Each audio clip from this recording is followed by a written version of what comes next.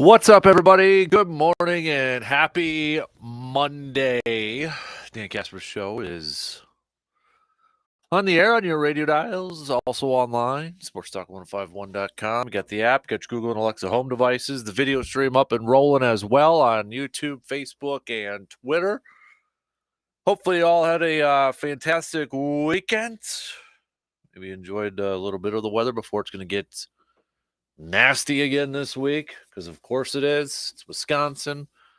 But hopefully you're ready to begin this brand new work weekend. Big thanks for making us a part of your starts on this brand new week here. What do we got on the good old game plan here for this morning? Well, one of those weekends that's, obviously the first weekend without NFL football. However, anybody remember to tune in to the XFL, the Rocks XFL? Anybody watch it? If you did, I'm curious to get your feedback on it. We had some, different rules and some experiment stuff in there. And if you did watch it, or if you watched it for a little bit, with all those kind of like the experimental rules and the new rules on there, which one was like your favorite? So if you were really paying attention to it this weekend, was there one that you were like, you know what? I'd love to see the NFL do that one. You saw the 4th and 15 instead of an onside kick. You had that over the weekend. You had the super challenge. Can challenge any call one time. You saw Dean Blandino. Obviously he's a rules analyst for the NFL. He used to be NFL head of officiating, but now with the XFL. But you got to see the inside the room when he's talking to the officiating, kind of a little bit of a behind-the-scenes approach. Can't hide behind the decisions like you do in the NFL, right? So if you were one of those peeps that were tuning in and actually remembered that the XFL was going on, I think some people were like, oh, crap, yeah, that actually started this weekend. Maybe scrolling through on the good old television, or maybe you saw it online or something like that, and you're like, oh, dang. Heck yeah. Football. How about that? So third edition, right? Third edition of the XFL. Your thoughts on that? But it was also NBA All-Star Weekend. It almost felt like the game was in Milwaukee, because Giannis was like all over the place, coaching a celebrity game. He was supposed to be in the skills competition, then obviously a captain. In last night's All-Star game, in which Team Giannis won, Giannis played just a few seconds, scoring a basket, and then checking out. Didn't play the rest of the game as he's dealing with that wrist injury. We'll have an update on that. But nonetheless, Team Giannis still getting the W against Team LeBron last night. Did you like how they kind of did the live right before the game, picking players for their teams? I did, and I'll tell you what, my 5-year-old loved it. My 5-year-old loved it. Absolutely loved it.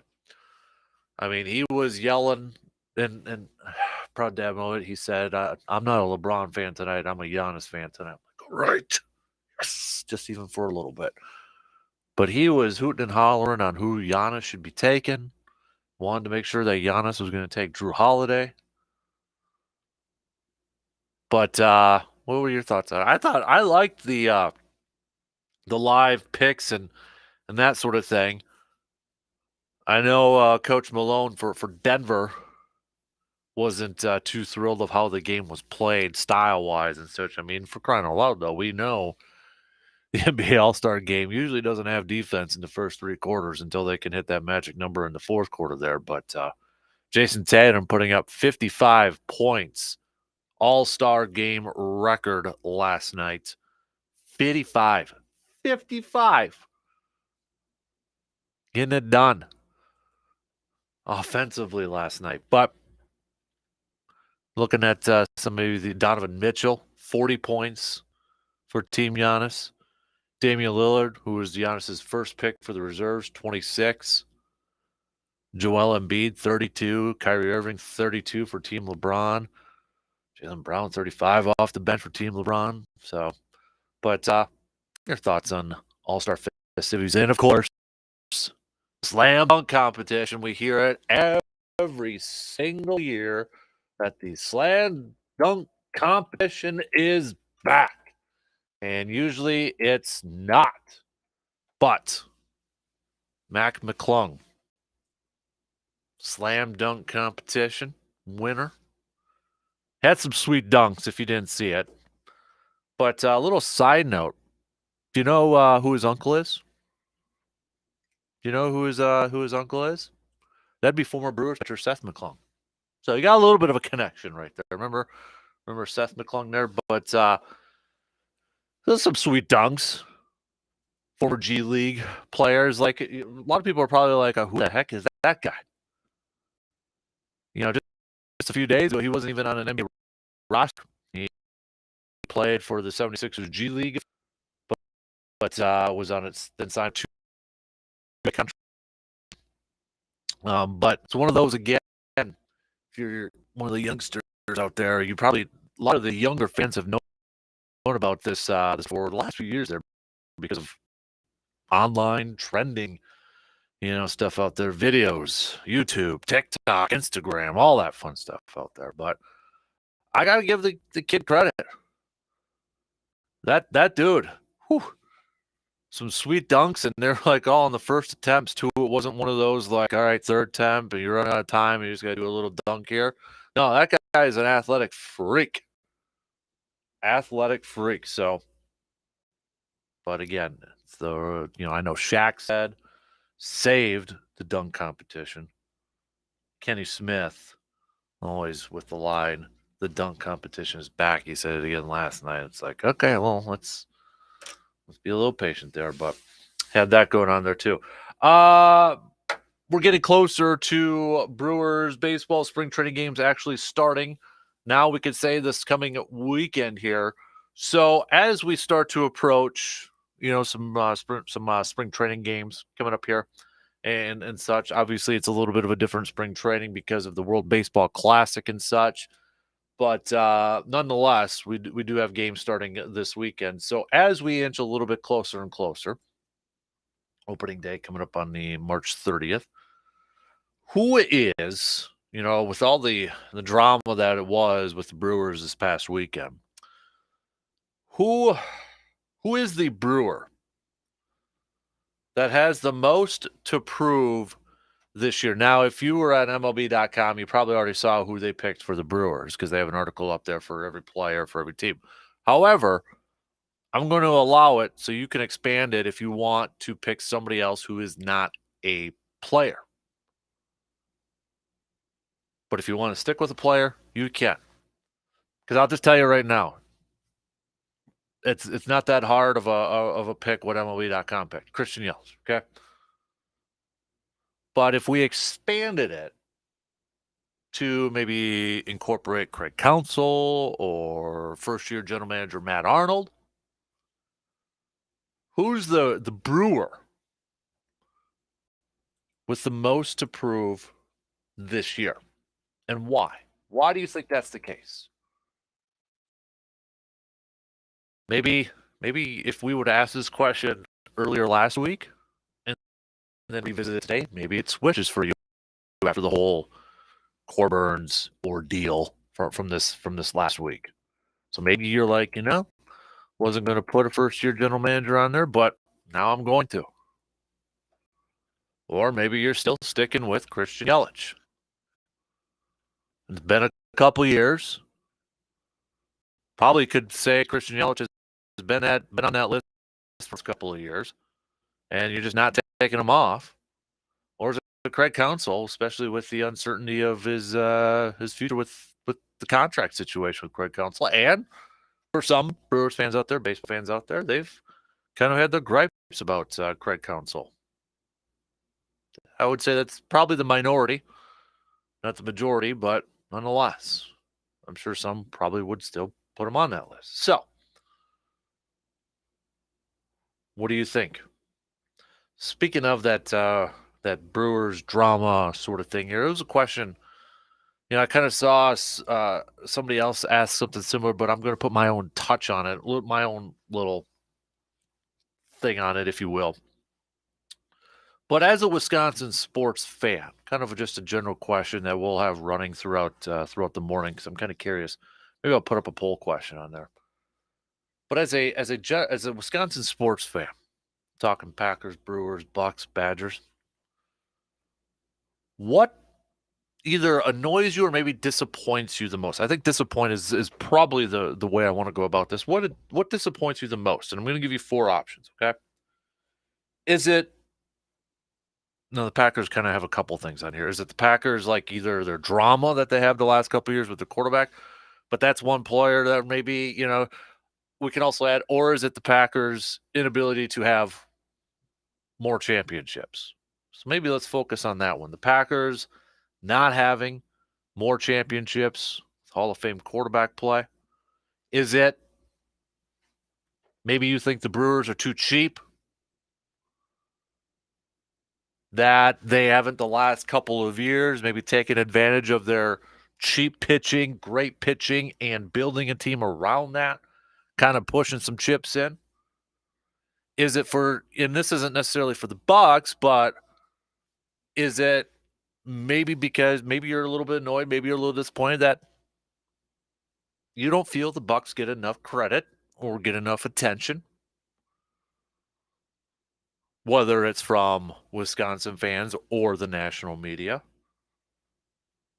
Or is it, and I'm going to focus on basketball and football for the Badgers here. Is it the Badgers not national championship contenders? So we can look at basketball and football in this one. And maybe you think, you know what, I feel like football is going to trend in that direction. But we're looking at the last few years.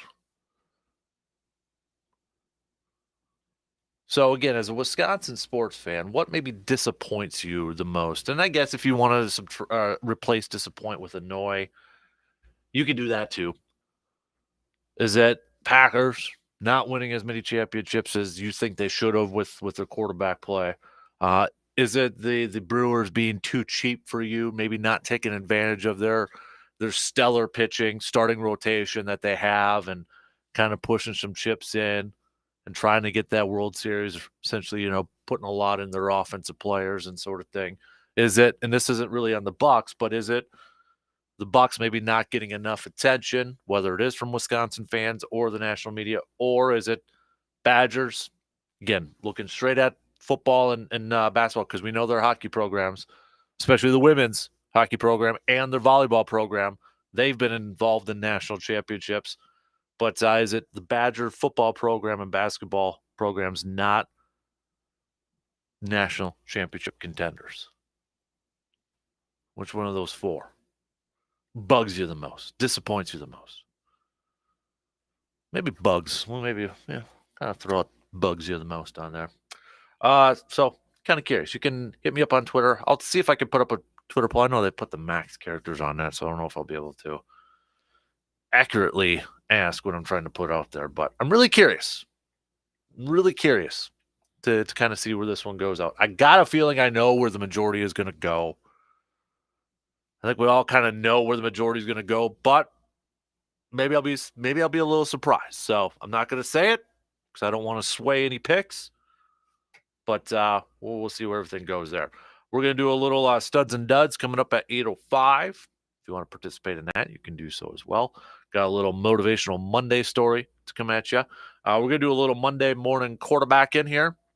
What's the decision, or what's the one, maybe thing from this past weekend that you're second guessing, or maybe what's something you're second guessing right now? So we'll get to that too. And, it was a weekend too where we had the NBA All-Star game. We mentioned that. We mentioned the 3rd edition of the XFL. I know we probably have some NASCAR fans out there. Daytona was also this weekend, that sort of thing. So we won't have Justice on this morning. It's going to be a busy week, a couple weeks coming up for him and such. So we do have some high school brackets for boys basketball coming out there. We know the girls playoffs start this week, plus some blue gold updates as well with YX tournament stuff starting this week too. So not going to be as good as Justice or Brandon even. So we'll try to go through a little bit of that coming up a little bit later on. But let's get things rolling here on that opening drive. It's kind of a wild card Monday, if you will, because got a lot of stuff I want to hit up on. I just threw out that question for you about as a Wisconsin sports fan, as a Brewers fan, who is the Brewer with the most to prove? You could pick a player, you could go manager, front office. Heck, if you even want to go owner, you want to throw Mark Anasio in there, you throw Mark Anasio in there. What did you think of the XFL third edition? If you did watch it, was there a rule in there? Was there something in there that you think the NFL should adopt? NBA All-Star Game? Did you like that format of picking the players right before the game? All that good stuff. We got a lot to get to, plus a Giannis update on that wrist injury. Should we be concerned about any long-term, Giannis being out long-term or anything like that? So, first break, opening drive coming up this morning. Hitting up a bunch of things. Start hitting me up with a quick text on that Shoe Doctors bullpen line. Find me on Twitter, Facebook, video stream, all that good stuff. We'll be back after these words.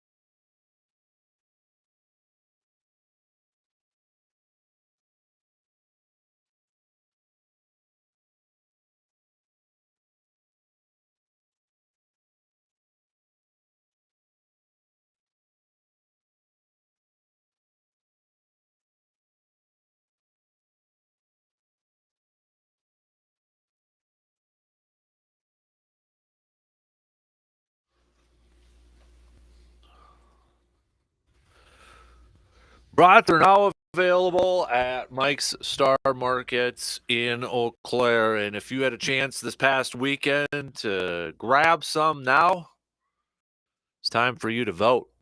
Got to go to our website, sportstalk1051.com, and vote on your favorite flavor of brats and then the snack sticks. So you got your flavor of brats, dill pickle, cheese, and bacon, the jalapeno and bacon, the taco. You got the Man Cave Light over there. Snack sticks, the pizza one with the Italian sausage and mozzarella, and then you had the garlic parm snack sticks out there. So if you had a chance, try out the different flavors. Now you got to go vote at sportstalk1051.com.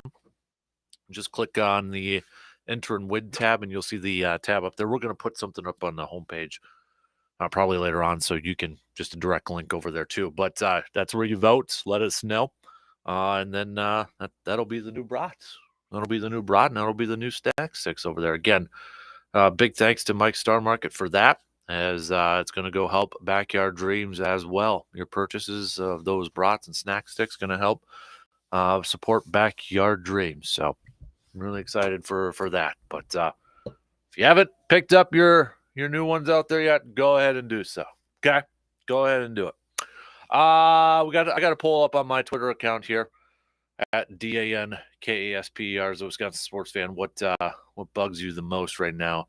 Lack of Packers championships, Brewers cheap, no attention for the Bucks, no Badger football, basketball, Natty National Championship. So you can vote on there, or if you don't have Twitter, you can text me at the Shoe Doctors bullpen line 715-830-1912. All right, quick Giannis updates in case anybody is kind of wondering. Maybe if you were tuning into the All-Star game, and you're like, oh, hey, Giannis is playing, so that sprained wrist might not be so bad. You did see it taped up a little bit last night.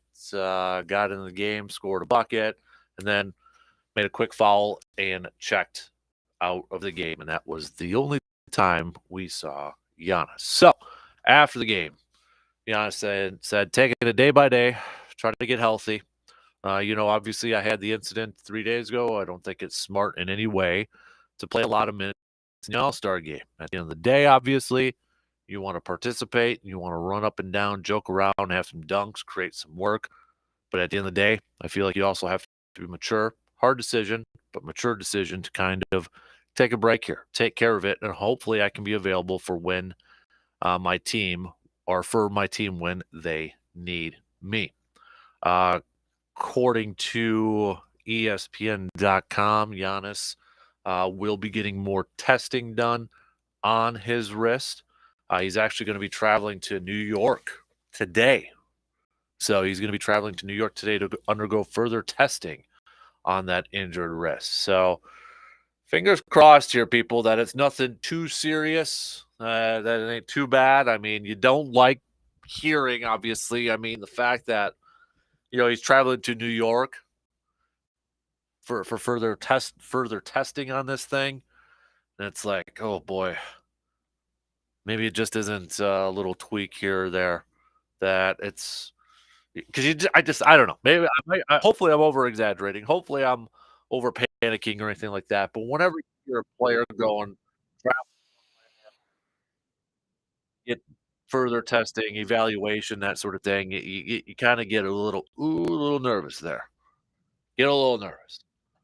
So hopefully it's nothing too serious. Hopefully it's nothing too bad. Bucks still got a few days off here before they take on the Miami Heat Friday in Milwaukee. Miami, by the way, picking up Kevin Love in the buyout market there. So I know some people, we kind of even threw it there.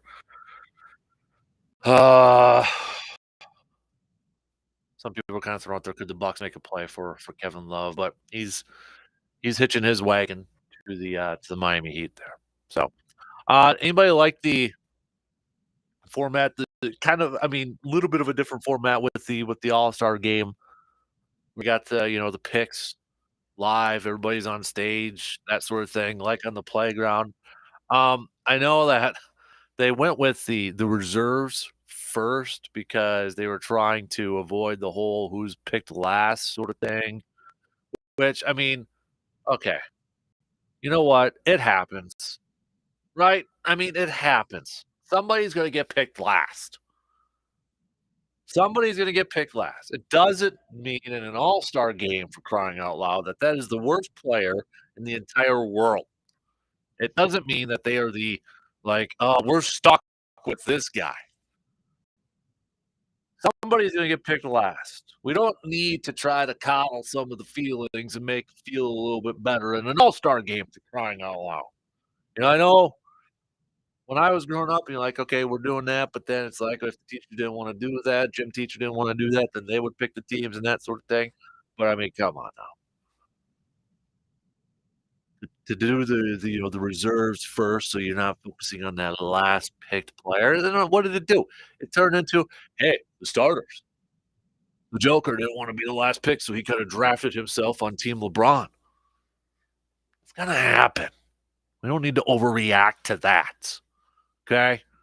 We don't need to overreact to that. But overall, I mean, I like doing it live right up on stage. Guys don't know what players are gonna be on or what teams are gonna be on. Go grab your jersey, go warm up for a few minutes, and then boom, and do a little game action there. I like it. But I don't think we need to overreact to who is the last pick in a freaking all-star game. I don't think we need to do that, okay? You're an all-star. But what were your thoughts? A few of you saying you liked it. You liked, the all-stars getting picked right before the game. Looks like a clear majority of you liked that. Some of you said, "I only watched it for the draft and then tuned it out," which I don't know what the ratings were like. I don't know, I don't know if they're out. I don't necessarily pay attention to that sort of stuff, but I can easily see where a lot of people were kinda like that. It's like, "Okay, I'll watch the draft. I'll see, how the teams, how players pick the teams and that." But once the game gets tipped off and that, then it's just, it's a dunk competition. There's not a whole lot, especially in the first 3 quarters until they get that number that they gotta reach, and then it's a race to that, the number, and you see a little bit of an increase in play and defense. Not a whole lot, but a little bit more aggressive, a little bit more try hard from the players and such.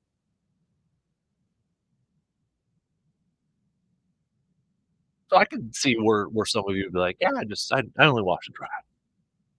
Then kinda tuned it out after that. It took forever for the game to get started, like, my kid wanted to watch a little bit of the game. I had to recording it, and then he's gonna watch it later tonight, but I think again too, we have to remember when it comes to, like, all-star games, it's more for, I think, in my opinion, the younger fans to see all these, star players in one game.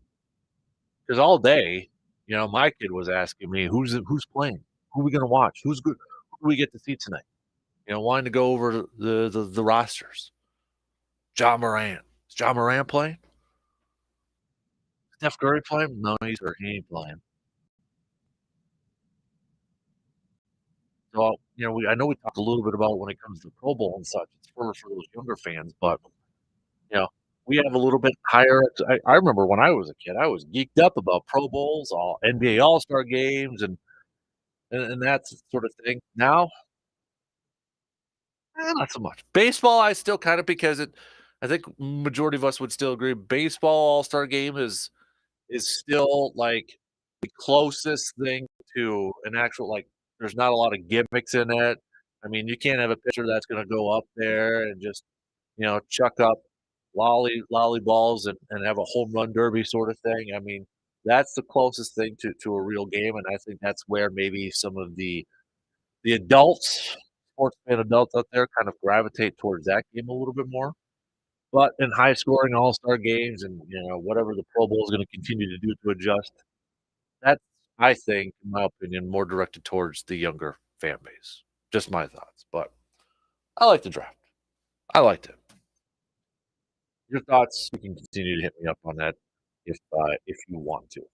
So, we did have, some thoughts on the XFL, kind of about 50-50.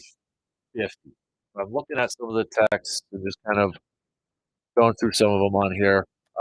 We had one texter said, "Watched it, tuned it out after a few minutes. I was not interested in it." Another one said, "Completely forgot about it. Don't care about the XFL. Probably won't watch." Another one said, "Watched all 4 games. Pretty good talent. Jack Cohn and Josh Gordon played. Love the extra point idea. 1, 2, or 3-point try. Can come back pretty fast. Cool that The Rock and ex-wife made it to all the games. Shows invested in product. We'll watch again." Um, so there's one person who liked it, but, yeah, I would say the majority. It looks like the majority of you watched it, but you weren't into it. A couple of you said, "Interesting rules. As far as talent-wise, no thanks." Okay. Another one said, "Watched it for a little bit, couldn't get into it, moved on." Right, clear cut and simple right there. So for those that watched it, were there any of the rules that you would like to see incorporated into the NFL? What about the, onside kick one? Well, instead of the onside kick, you can do the 4th and 15 possession. You like to see that incorporated to the NFL? Something like that? Or is there something else that kinda piqued your interest? Couple more texts about it. Nothing really that I watched from the XFL that I would incorporate into the NFL. Too gimmicky for me. Okay, that's what I'm looking for. I'm looking for your thoughts on it because I watched a little bit of it here and there. I'll be honest with you, I was like, "Oh, yeah, that actually stuck this weekend." Felt like there wasn't maybe I just missed it, but I kinda felt like there was a little bit of, lack in, programming. We're all in the off season talking about it, then it's like, it's there. It's already starting. But I do think it's smart for the XFL and the NFL that they did reach an agreement to collaborate on innovative, officiating stuff and protecting the health of players. They did that, before the season started and such, but I do like it that it's kind of an experiment sort of thing in case something pops up that the NFL is like, "Oh, yeah, that's interesting." I liked the one thing I really liked, and I don't think the NFL would ever do this because I don't think they would put their officiating in the spotlight, but I did like when the camera was in, when Dean Blandino was kinda, with he's the head official, rules guy and that sort of thing. When the camera was in there and, talking, you could kinda hear what the conversation was like and see what that was like. I personally like that, but that'll never happen in the NFL. I don't think that'll even be close to happening in the NFL because I don't think they wanna put you get to a point where it's like, tough call or a pivotal call, and then you're gonna have a camera inside that. I don't think the NFL will want to put any sort of spotlight on that that could cause any sort of, you know, flack or negativity or something like that. So I like that one, but I don't think the NFL would do. I'd actually be a little surprised if they were to open that door, if you will, to open that window into it. So, yeah, that's what my thought was. So, got a couple more people saying watched it. It was a lot better than what I thought it was gonna go. I'll give it another shot. All right. Another texter saying it was actually a little bit more entertaining than I thought going into it. Watched a couple of the games. Don't have a favorite team though. Okay. Another person said watched golf in Daytona. Another person said I'd rather watch the XFL than racing. I'm assuming they're talking about the Daytona opening up this weekend. If it's football, I'm always watching it. There's just one texter over there too. Okay, so keep your thoughts coming. Quick update on the poll here as a Wisconsin sports fan. What bugs you the most? Gave you the 4 options out there. Lack of Packers championships. That's what G-Man picked. Brewers perceived to be a little cheap.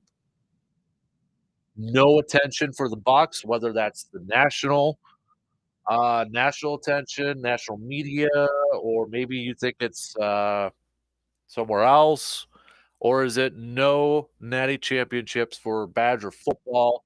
And we're going to throw in the Badger basketball programs too. We know volleyball, women's hockey, they bring home the hardware, but does it bug you that the football team, maybe the basketball teams too, they really aren't in that conversation? And that bugs you, it grinds your gears a little bit. Kind of an early grind my gears sort of thing. All right, so keep voting. If you don't have Twitter, you can text me or comment on the video stream or shoot me a Facebook message on there. I'll keep you posted on that. We'll hit that up. Okay, my picks coming up next hour. Quick break, and then I want to talk some Brewers as we inch a little bit closer to the first spring training game this weekend on Saturday there.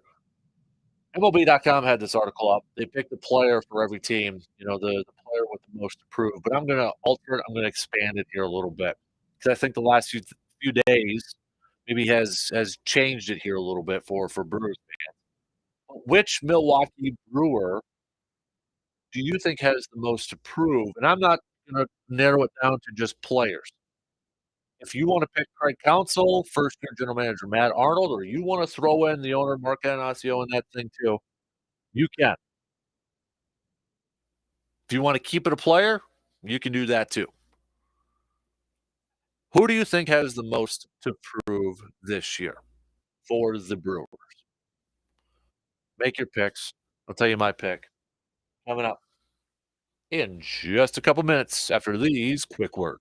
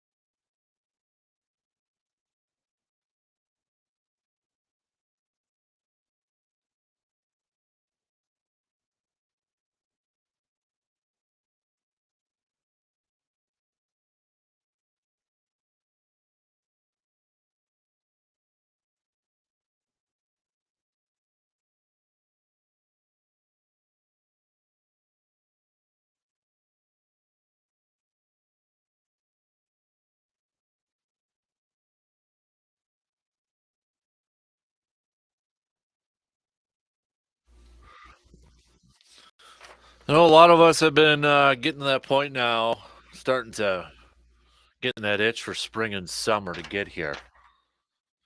We have been getting some teas, or we have been getting teas with some of those warmer temperatures, but that's about to change this week with all that snow that's supposed to be coming. But as we know, it's Wisconsin. We should know better to get too excited too early. But it's also as we start to finish up February and get into March here. It's a good reminder that it's maybe start to think about getting your vehicle ready for maybe some spring, and yes, summer will be here, some summer trips and such. And maybe it's getting close to that time and picking back up your maybe it's getting close to picking back up that vehicle restoration project that you kind of do in the summer and such, getting ready for the car shows and that. Whether you need to get your vehicle ready for some road trips or car shows, ASAP Used Auto Parts in Eau Claire is ready to help you get ready. New tires, batteries, quick oil change, ASAP Used Auto Parts has that all covered for you. And what about those hard to find, high quality used parts to either help you save some money on a repair job or that restoration project? ASAP Used Auto Parts can help you find that part that you are looking for. Don't forget, they also offer a military discount. The amazing customer service at ASAP Used Auto Parts wants to help you with your auto needs. So stop on by at 1330 Menominee Street in Eau Claire. Visit their website, ASAP Used Auto Parts, ECE.com. Also, quick reminder too, with all the snow that's being forecast this week, it's a good idea to stay updated on any school closings and delays. Brought to you by Uplands and Service Master of Chippewa Valley. Just go to sportstalk1051.com. It'll be right there on the homepage on the left hand side. I don't think I actually gave you the results so far updated on the poll question. Got 38.5% for both lack of Packers championships and Brewers perceived to be cheap. 15.4% of you saying no Badger football or basketball national championship. 7.7% of you saying not enough attention for the Milwaukee Bucks. Again, it's kind of our question of the day topic sort of thing as a Wisconsin sports fan. What bugs you or irritates you or bothers you, whatever you want to, however you want to phrase it, bugs you the most of those kind of narratives, or maybe what you think is kind of out there with your team and such. I'll make my pick coming up in the next hour. But before that, let's close up this first hour talking a little Brewers as we edge a little closer to our first spring training game this weekend. MLB.com has a player with the most to prove for each team out there. And Adam McCulvey, who covers the Brewers for Brewers.com, picks Christian Yelich. Probably no big surprise. It could be Jesse Winker trying to return to being one of the NL's top hitters as he heads into a contract year, or former All-Star Freddie Peralta coming back from a year shortened by injuries. But the Brewers' investment in Yelich means he will always have something to prove until he reestablishes himself as a run producer. Last year, Yelich provided some relief in that leadoff role. The arrival of catcher William Contreras and Winker, provided he hits like he did with the Reds, should help provide some protection around Yelich in the batting order. My little spin on it is, all right, if we expanded it past players, anybody within that Brewers organization, manager, front office, owner, who do you think you personally has the most to prove this year? And the reason I'm kind of expanding is maybe the last few days kind of changed who your pick would have been, before the whole Corbin Burns thing kind of popped up.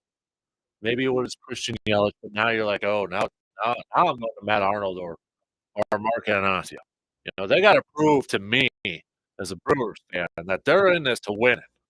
That they're not just in it to, Mark's not just in it to make some money and doesn't care about winning.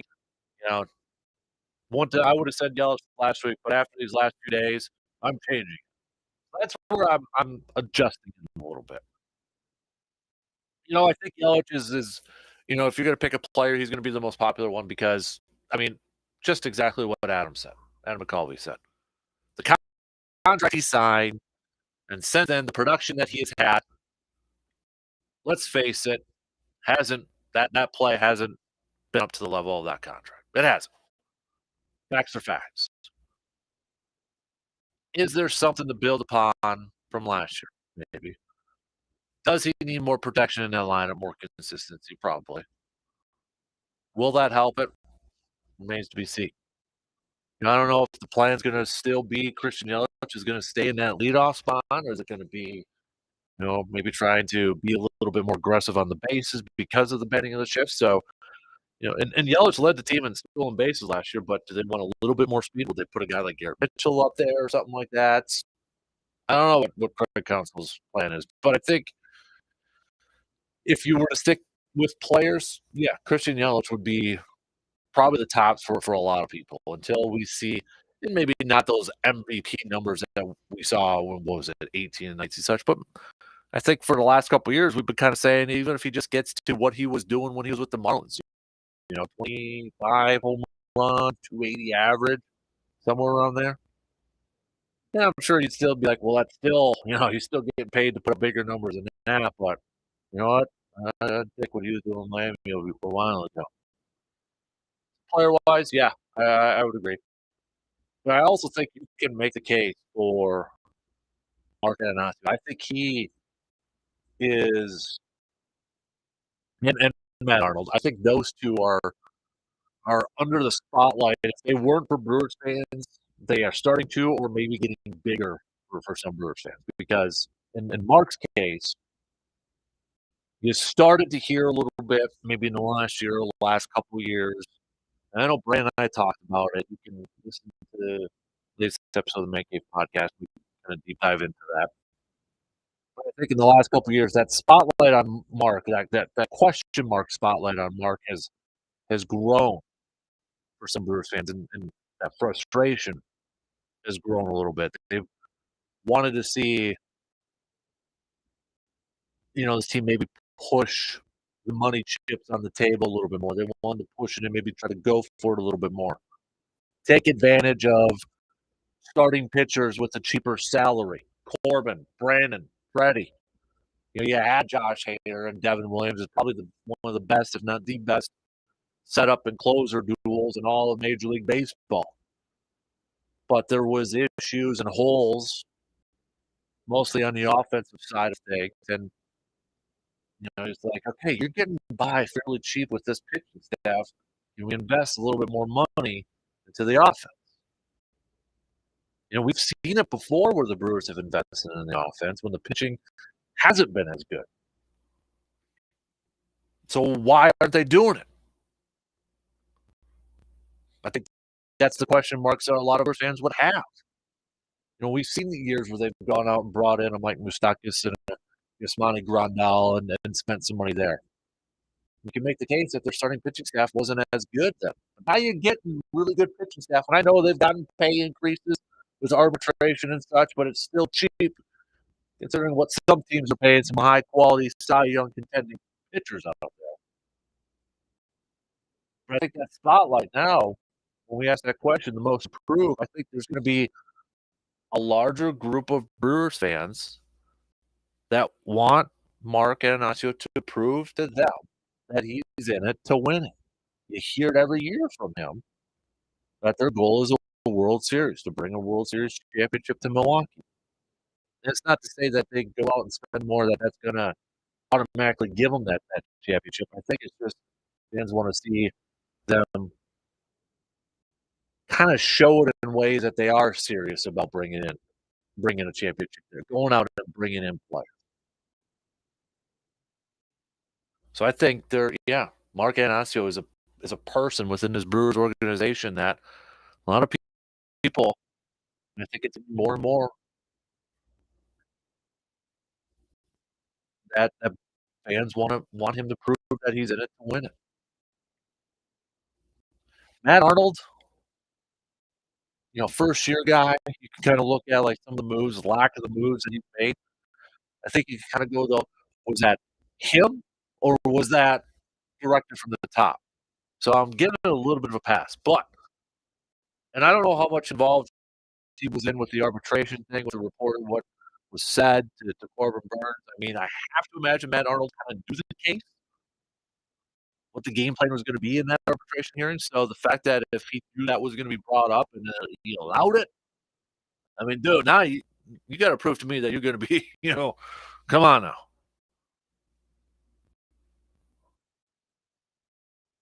But if I had to pick between the 2 of Mark and Matt Arnold right now, I'm picking Mark, and I think a lot of people now are gonna be looking at Craig Counsell too. I know I'm making cases for all these players or people, but with the rule changes, will this, force Craig Counsell maybe to manage a little bit differently? Will it force him to be more aggressive on the base paths, especially when you look at the offense, they did bring in a lot of big hitters and such? I think there are a group of Brewers fans out there that they want Craig Counsell to prove to them that he's a good manager, that he can adjust these new rules and maybe change it up a little bit and manufacture some runs a different way, maybe playing a little bit more small ball. But if my pick, I think I'm gonna go Mark. I might go the owner. Your picks, you can let me know. All right, 1 hour in already. We're gonna do some sports nuggets of the day. Then we got some studs and duds and a motivational Monday. I got a motivational Monday story for you. That's all coming up after these quick news updates.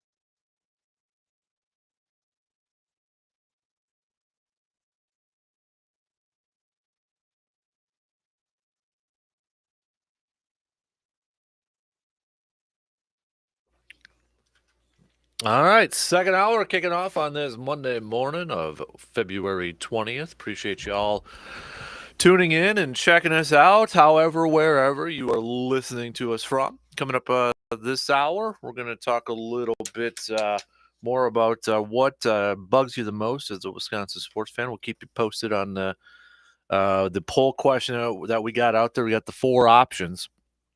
As a Wisconsin sports fan, what bugs you the most? Right now, 40% of you saying it's the Brewers being cheap. 35% of you saying it's the lack of Packer championships. 20% of you say no Badger football or basketball national championship. And just 5% of you so far saying not enough attention for the Milwaukee Bucks. So I'll make my pick coming up here in just a little bit. But if you haven't made your pick, you can vote on Twitter at DANKASPER or hit me up with a text at the Shoe Doctor's bullpen line, 715-830-1912. Otherwise, you can comment on the video stream and Facebook as well. Also, we got some studs and duds coming up next hour. If you want to pick your studs and duds, you can do so. Play along with us there. We got a little Monday morning quarterback coming at you and a motivational Monday story as well. But let's kick off. And then we don't have Justice here today, so I'll do my best to try to fill you in on some of the regional stuff in that. But I'll tell you right now, it won't be as good as Justice and Brandenburg even on there too. So, but let's kick off this hour like we usually do with some sports nuggets of the day brought to you by Yancey Associates. 1887, the first minor league baseball association was organized in Pittsburgh. We've got 1929, the Boston Red Sox announced that they would begin playing games on Sunday.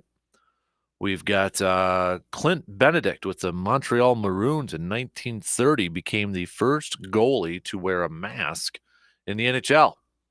Benedict wore the mask temporarily during an injury. We got, the All-American Girls Softball League was chartered this day in 1943. Emmett Ashford became the first black umpire in organized baseball in 1952. What else do we got here? Gordie Howe, 1974, came out of retirement to play for the Houston Aeros with his 2 sons. 1993, the Florida Marlins opened up their first spring training camp.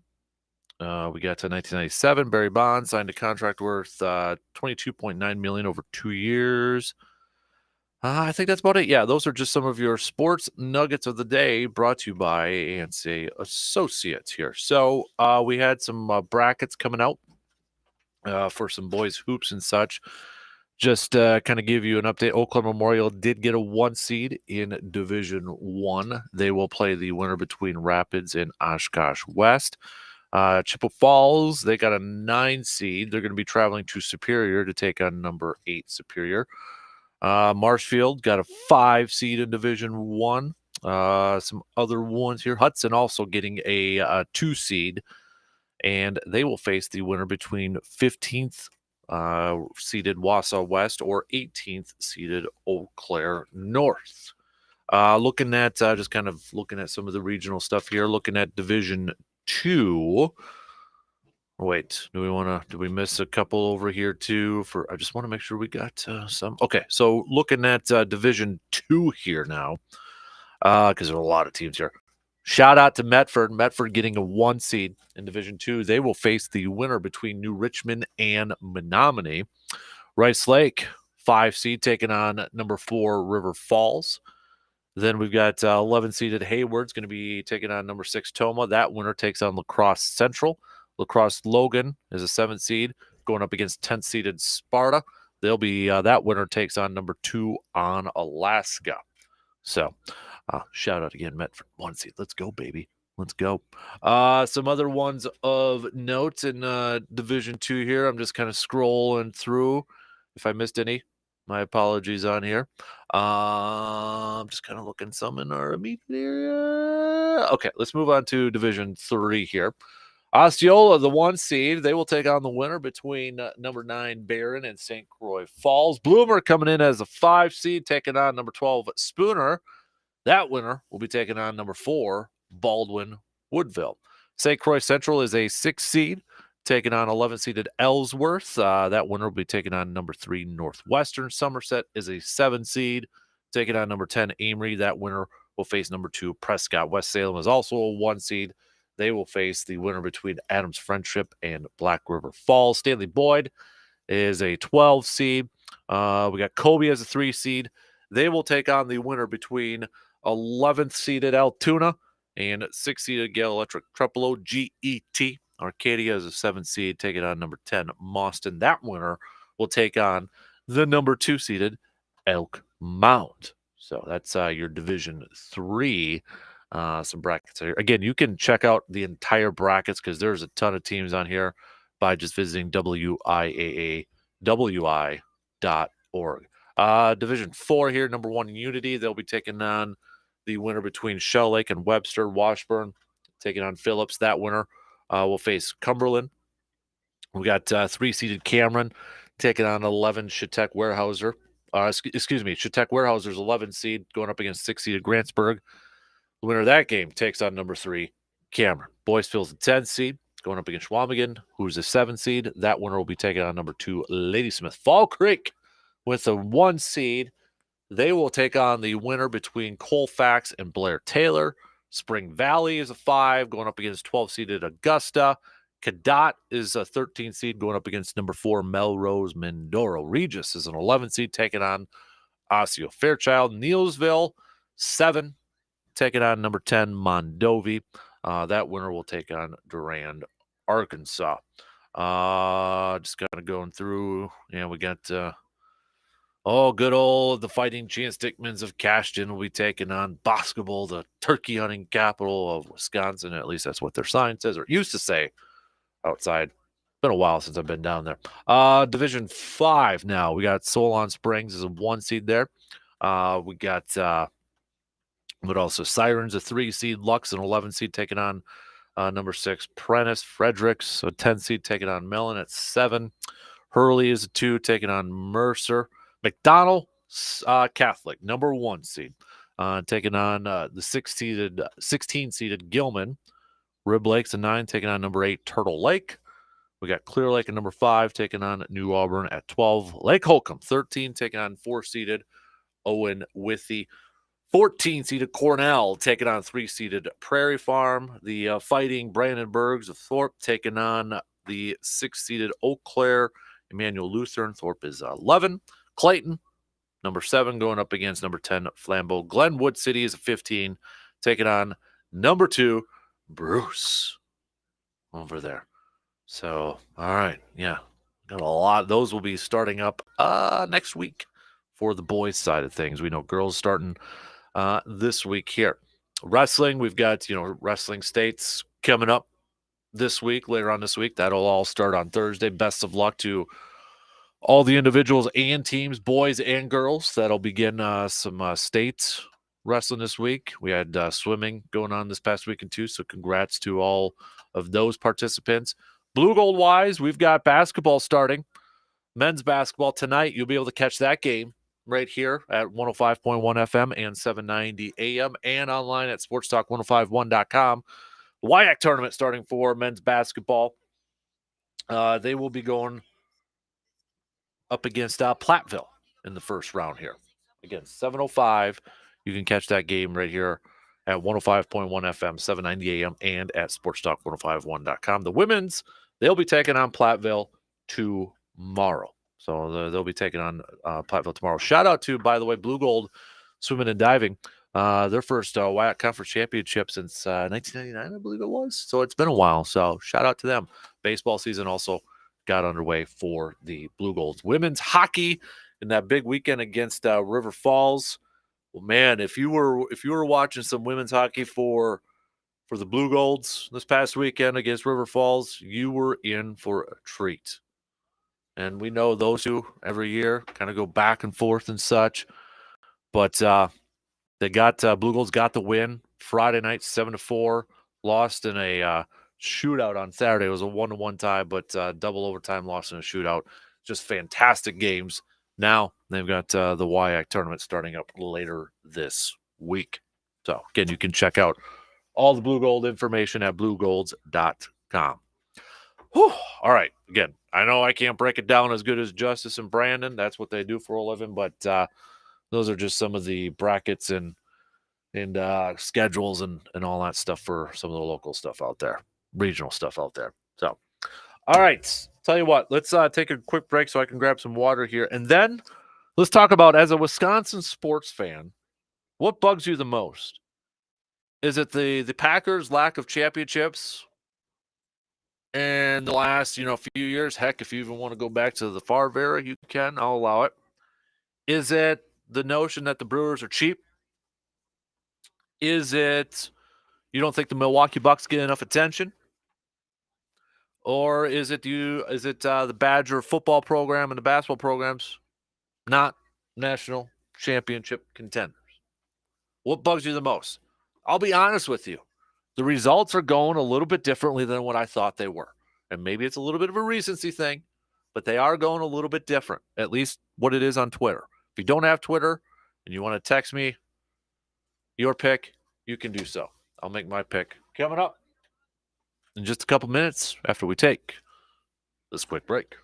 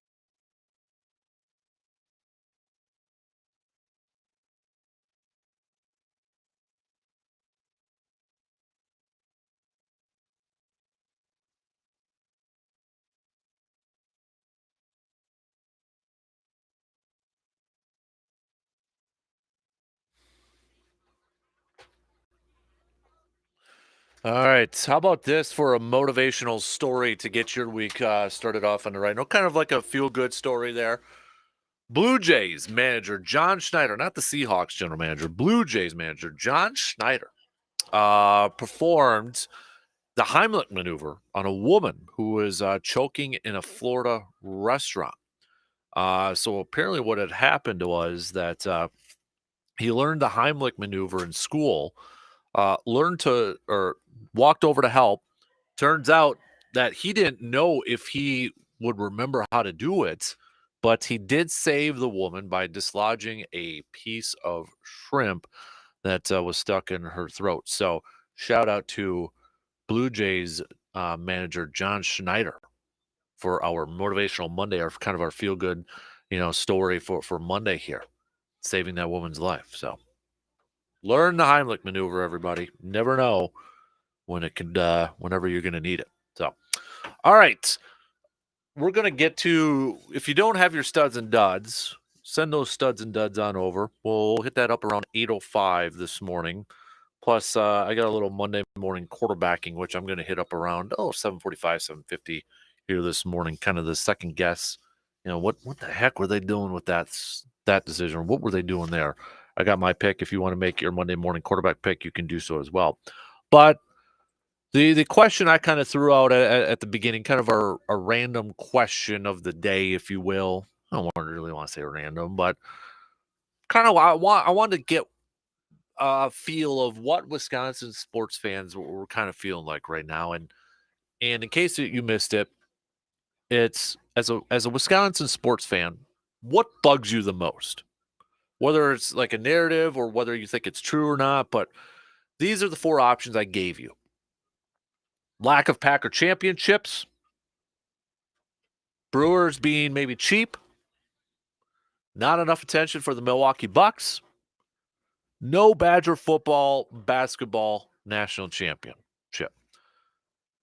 If we go based off the Twitter numbers right now, 44.4% of you picking the Brewers, 29.6% of you picking the Packers, 22.2% of you taking the Badgers, 3.7% of you taking the Bucks. Now, I'll admit it. These are going a little bit different than what I thought they were going to go.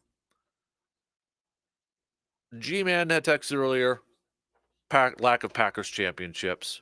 The Honorable Travis from A-Town chiming in too, saying 30-plus years of Hall of Fame all-time great quarterbacks with only 2 championships had to lead the way. No other Wisconsin sport did we have arguably the best player in their sport with such little to show for it in the ring department.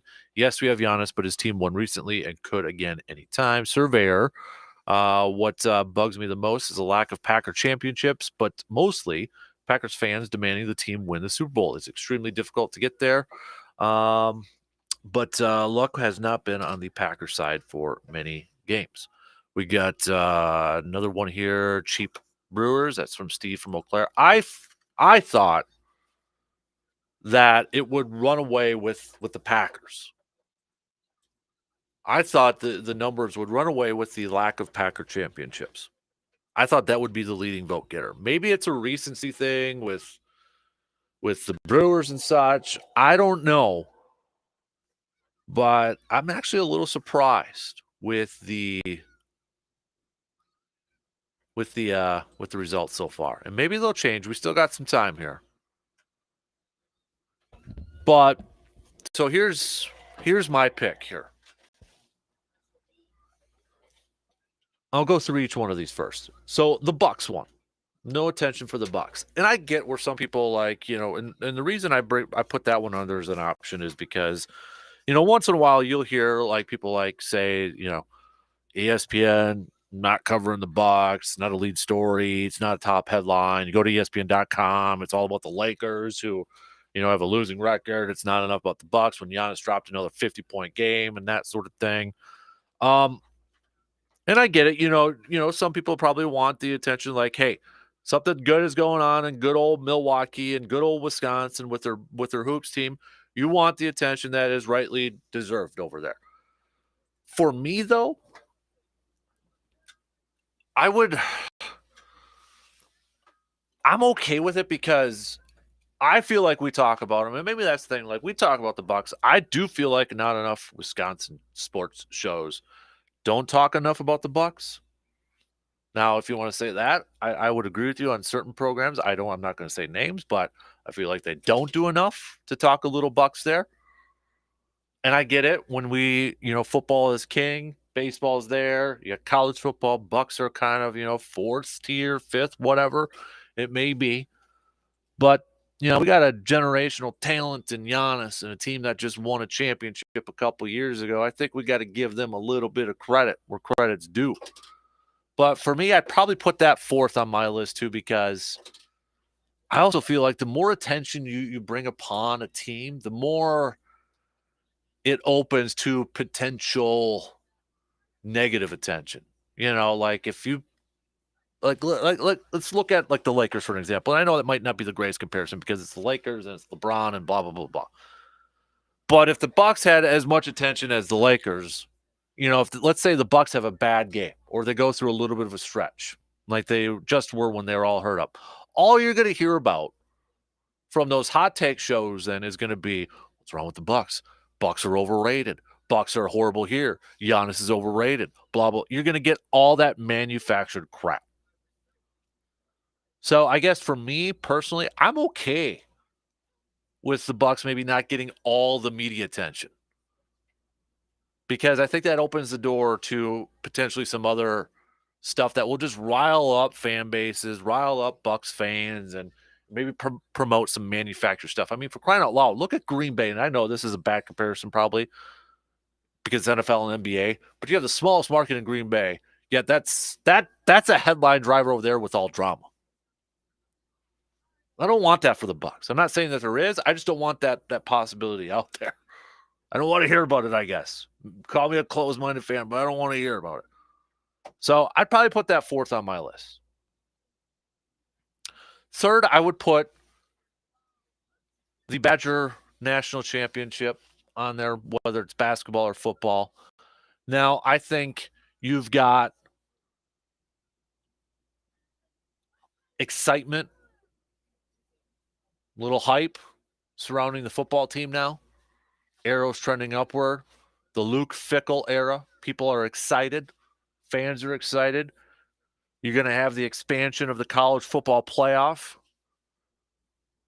Could it help lead the way? Maybe, but then you still have the Georgias, the Alabamas, the Ohio States. It's always the same teams on there, right? It's always the same teams on there. But I think with a new mindset, with a new culture, it kind of opened the door like, hey, maybe this could be possible, especially now with the expansion of the college football playoff coming. Like, could Wisconsin actually maybe get there? Can they get there? You're still going to have to go over a mountaintop, but maybe, just maybe, there's a little bit of more of a glimpse of hope. A few years ago, there was a lot of talk and hype about this Badger football team, cover of Sports Illustrated. They were going to be one of the 4 teams in the college football playoff, and it didn't happen. We've been waiting for it. The expectations have risen a little bit. And while it's still going to be pretty dang tough to get there, I think that light has glimmered a little bit of hope. And then basketball, I know it's down right now. This team is down. I'm going to be bringing them up on my Monday morning quarterback with another loss this past weekend. This team is down. But we did see them go to a national championship just a few years ago. Hate to bring up bad memories there of how that game went against Duke. And they were a deep 3 from maybe even going back-to-back the year prior against Kentucky. But they have shown that they can. A Badger basketball team can go to a national championship. Now, things obviously have changed since those few years ago. You have transfer portals. You have NIL. You have all that stuff to deal with in college athletics now, football and basketball. But I also think, too, when you look at, especially like the college basketball landscape this year, and you look at some of the teams up there. If we're looking at the rankings as our guide, you don't have a Duke up there. You don't have a Kentucky up there. You have an Alabama up there. Not football. We're talking basketball. Even Alabama up there. You got Houston back up there. I know Houston back in the day had a program. Purdue's always kind of been consistent up there too with Matt Painter. UCLA's back up there. Kansas is a traditional blue blood. But I think, I remember saying when the Badger basketball team lost that national championship game against Duke, I said, it's never going to happen again. They're never going to get to that point. They're never going to get there again. I've softened on that a little bit. I still think it's going to be incredibly tough, but I don't want to say never. I don't want to say never. Because once you get to that tournament, maybe get a little luck, maybe get on a little bit of a run, boom, you're in it. I mean, that year that Wisconsin lost to Kentucky in the Final Four, you had a 7 and 8 seed. Granted, it was UConn and Kentucky, but they were 7 and 8 seeds in the national championship. So that would probably be number 3 for me. Now, I am probably going to go number 2 here. I'm going to go against the majority on Twitter. I'm going to go Brewers cheap because I think we know the Brewers are a small market team.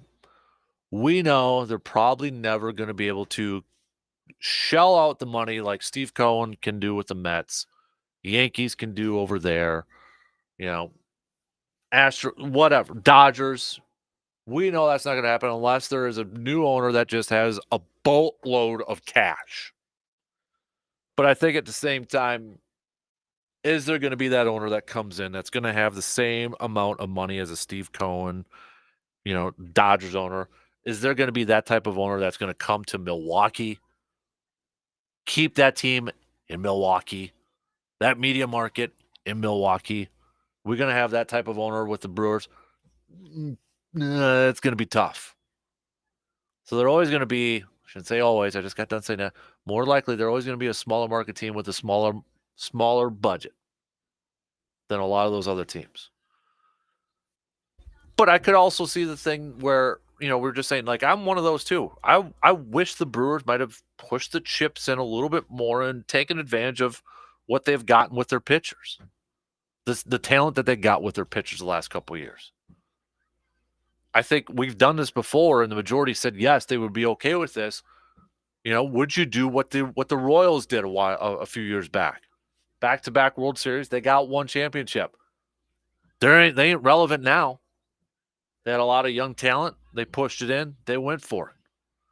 And we asked that, would you like the Brewers to do that? And majority clearly said yes. Just get us a World Series championship. So I understand that frustration. I'm a part of it.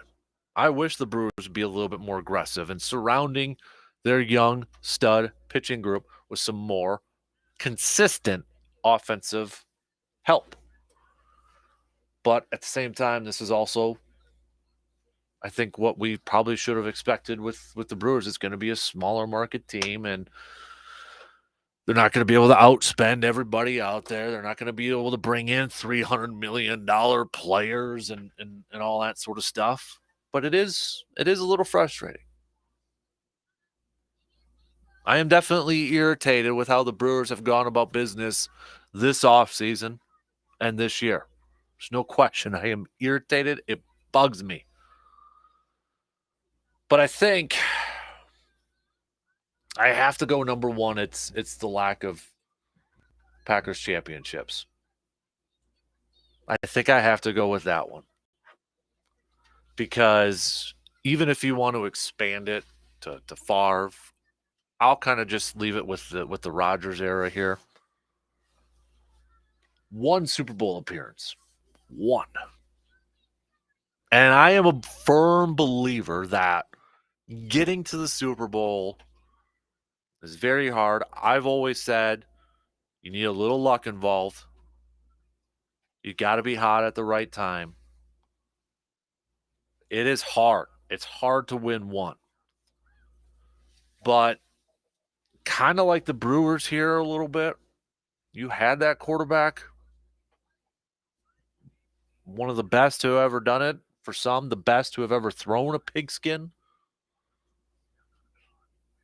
Would I have liked to have seen Ted Thompson maybe be a little bit more aggressive in free agency? Yep. Would I have liked to have seen Mike McCarthy, better coaching decisions, maybe brought in a different defensive coordinator sooner? Yep. Same thing with maybe Goody and LaFleur question. I mean, yes. You know, you look at and it's going to be compared because of the era, but you know, I do wonder if the Patriots didn't go on their run with Brady and Belichick and they didn't win all those Super Bowls. Is it viewed differently? Is this Packers Aaron Rodgers stretch viewed a little bit differently, or maybe not? Maybe it isn't. It might not be. But we have it in our minds that these Hall of Fame quarterbacks need two. They need two Super Bowls. Remember, they said it about Peyton. Peyton just needs one more. Just one more. And maybe it's just because we can call a quarterback has won multiple Super Bowls. It's not two, it's multiple Super Bowls. It sounds pretty impressive, right? When you put that out there, it's like, oh yeah, that quarterback's won multiple Super Bowls. Well, that quarterback's only won one Super Bowl. And Peyton Manning, let's be real, Broncos didn't win his second Super Bowl because of Peyton Manning. It was Von Miller and the defense that helped him out there. But he's won multiple Super Bowls. And to have Aaron Rodgers only go to one, at least Favre went to two. You know, is it a little bit different if the Packers beat the Broncos in Super Bowl 32? Then you could say Brett Favre's won multiple Super Bowls. And maybe it's because too, like when the Packers did go to Super Bowl 45 and they won Super Bowl 45, they weren't one of the top teams record-wise in the NFL. They weren't a explosive record-setting offense like we've seen since then. They got in, had to win two in a row at the end. Guys that were picked up off the street during the season were contributing. Howard Green, Frank Zombo, Charlie Pepra. You know, James Starks comes in, was a rookie, injured first part of the season, comes in and is a big factor in the Packers getting the postseason and going on that postseason run. Sam Shields was a rookie that year. Remember, Sam Shields was like a wide receiver still transitioning into a corner, ends up being the nickel guy, making plays. So I think for me, and then when I look at some of these teams, like I look at the Chiefs, and maybe that's the other part of it too, is like, okay, Patty Mahomes has been to 5 straight conference championships every year since he's been a starter. He's got 2 Super Bowl wins, 3 appearances. It's like, why? Why couldn't Green Bay get there? They've been to a few NFC championship games, but always fallen short. And sometimes it's been kind of embarrassing too.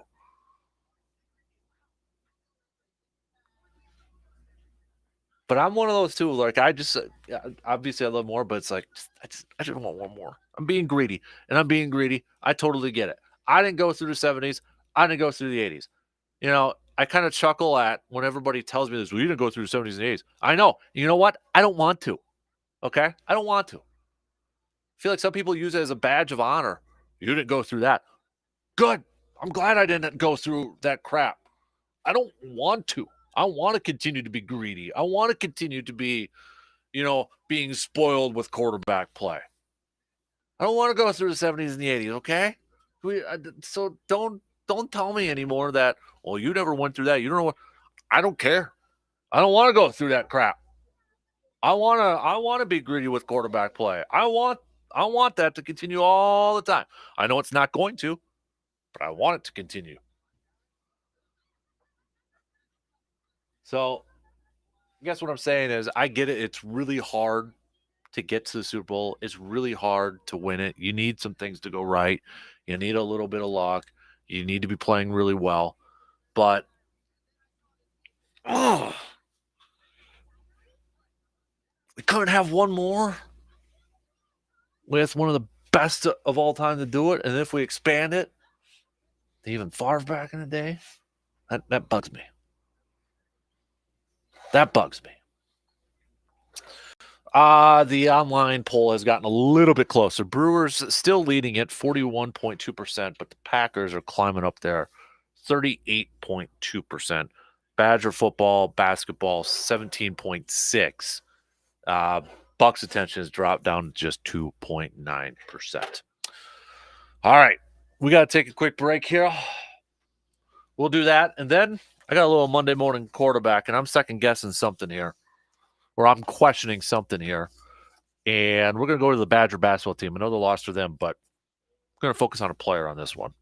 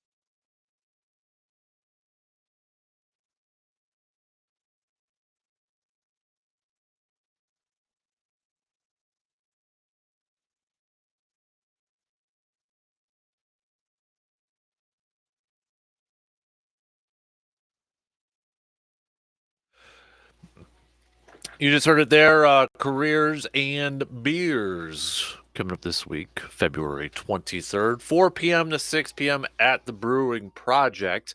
You can head to aroundthe715.com for more details, but it's back for round 5, Careers and Beers, job fair, and a happy hour brought to you by Midwest Family Eau Claire. Sick of the stuffy, uncomfortable job fairs? Careers and Beers is the answer, featuring local employers in a casual environment.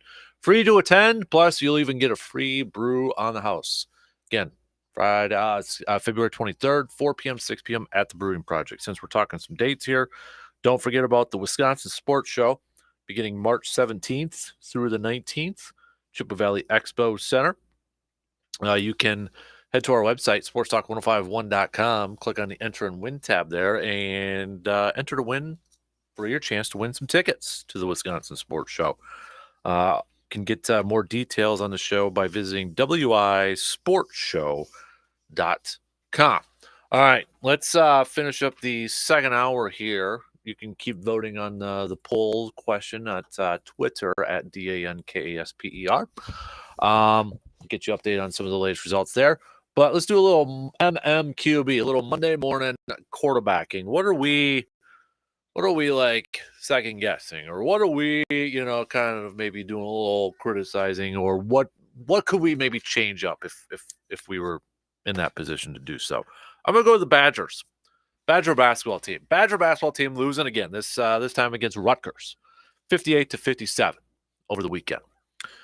This was a game where Connor coming off that big game, he only had 2 points in this one. Chucky Hepburn, again, just 6 points. Max Klesmit was the only Badger starter in double-figure scoring with 11 points. Mr. Davis came off the bench in 20 minutes of action. He was your leading scorer with 14 points. My Monday morning quarterback. I think right now it is time to maybe switch up your starting point guard. And I'm talking about Mr. Kamari McGee, the transfer from UW Green Bay. I know we kind of talked about him in that last game against Michigan, kind of providing a little bit of a spark. I was reading a little bit from Rivals after that Michigan game. They were talking about it looked like a little offense was a little bit more in a flow, a little bit more, kind of consistent and that sort of thing. Well, Kamari delivered another spark off the bench. He only had 9 points, but he played a season high 22 minutes. But when that offense was in that 2 for 21 kind of situation where, again, just struggling, he had a 3-pointer, assisted on another one to Jordan Davis. UW scored 9 points in that 3 straight possessions with McGee in there. And despite, I'm just reading a little bit here too. Wisconsin was outscoring Rutgers by 7 with McGee on the court in the second half. Yet, Greg Gard went back to Chucky Hepburn in the final couple minutes of that game. Greg Gard said after the game, I wanted to go with a guy who has been there. I have faith in Chucky, specifically on the defensive end. He's made big plays. He got out of rhythm with those 3 fouls in the first half, and I felt like never was really in rhythm. Coming down the stretch, the last few possessions, got to have my main guys on the floor if I can. I disagree with Coach Gard.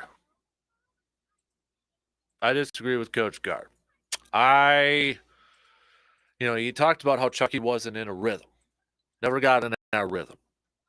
For me in that situation, I'm going with a guy who's been in rhythm. A guy, when he's on the court, your team's playing better statistically. It's proven out there. The last couple games when McGee has been out there running the point, the Badgers offense, they're not like explosive, dropping 80 points or something like that.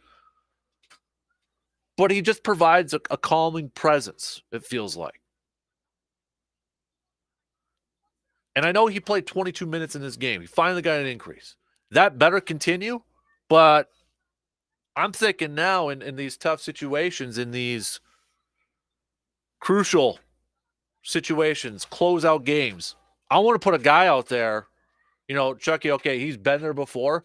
Has he had success down these stretches, though, Coach? Big shot Chucky, right? Hero ball.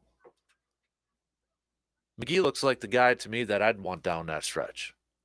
So, for me, for my Monday morning quarterback pick, my second guessing for today, I'd like to see Kamari McGee.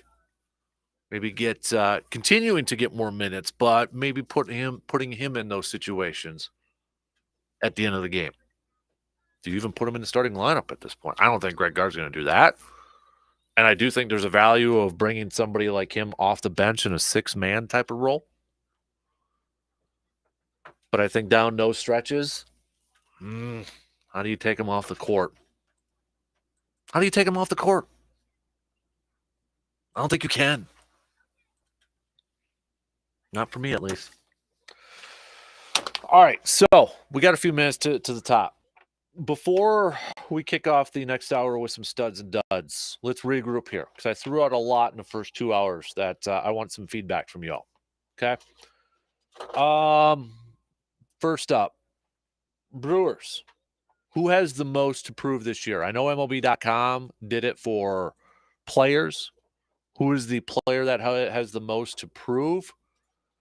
But I'm expanding it because I think the last few days may have changed a little bit for some people, talking about the Corbin Bird situation. So I'm including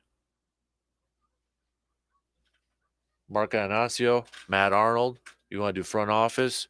You want to do owners? You can do so. The brewer that has the most to prove. If you want to go player and you want to keep it Yelich or you think it's a different player, do it up, man.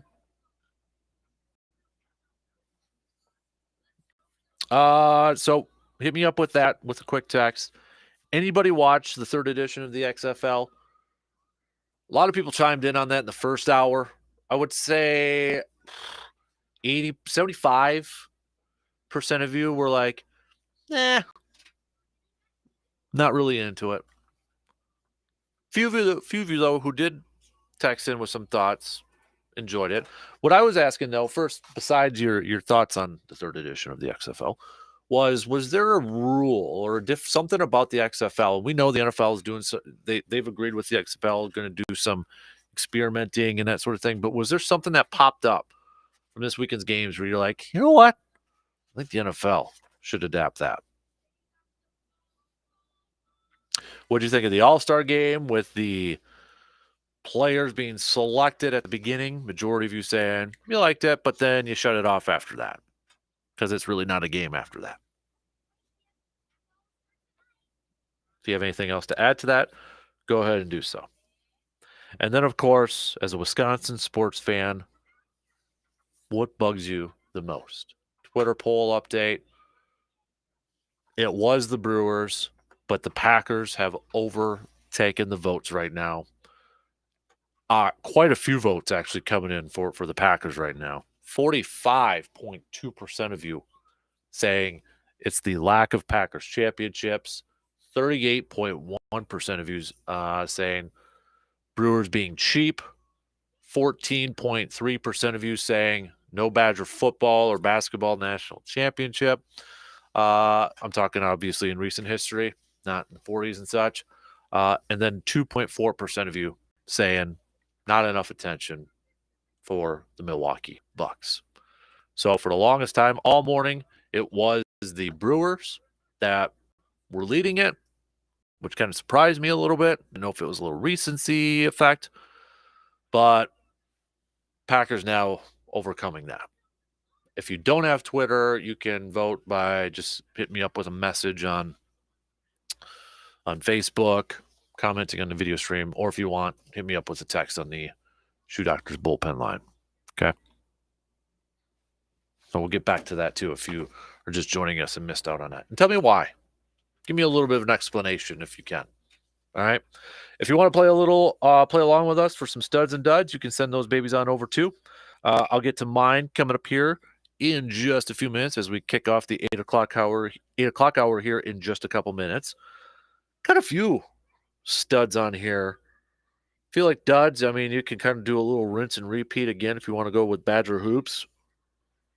Try to find some other duds on there, but I got a couple. I'm going to go a couple studs from the past weekend. Couple of all-stars and then even a little golf one on the studs there too. So, but I'm curious what you all have picked on there. Okay? So, send those babies on over. And don't forget, we now have on our website sportstalk1051.com. We need your votes for the brats this weekend. If you went and picked up some packages from Mike's Star Market, the dill pickle cheese and bacon or the jalapeno and bacon, man cave light, taco, tried them, vote now. These are the finalists. Got to vote for who is the winner. sportstalk1051.com. Click on the enter and win tab. 2 hours in, we got one more to go. We'll be back after these quick news updates.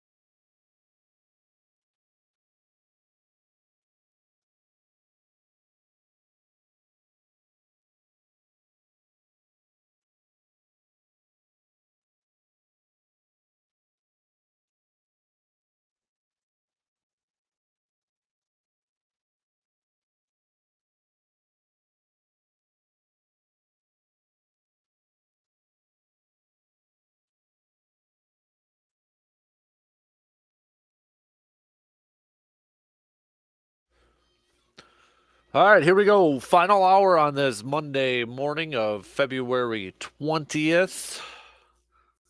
Thank you to everybody who's tuning in wherever and however you may be tuning in, chiming in on the text line, tweets, Facebook, all that good stuff. Going to get to a little studs and duds coming up here in just a second. We've got that poll question up there. As a Scotty sports fan, what bugs you the most? Hit me up on Twitter at DANKASPER with a quick vote on there. Looking for if anybody watched the XFL. Your thoughts on it? If you had to choose, and maybe you did, but if you had to choose this past weekend, so first weekend without anything NFL related, I'll put it that way because we know that the weekend before the Super Bowl there's no game, but you got Pro Bowl activities and such. So we'll call this like the first weekend without NFL stuff. Okay, so you had XFL. You had NBA All-Star Game. You had Daytona. You had golf with Tiger. 4 choices there. We don't have baseball going on. And I guess you could throw in a little NHL in there too. Right? Got to throw the NHL in there. Minnesota just picked up a 4-3 win against Nashville. So with those 5, what would be your one thing? You have to pick one. You have to pick one. What would be your go-to? A little XFL action, a little golf with Tiger playing, a little NBA All-Star action. What do you think about this past weekend? Let's do some studs and duds here to kick off this third hour.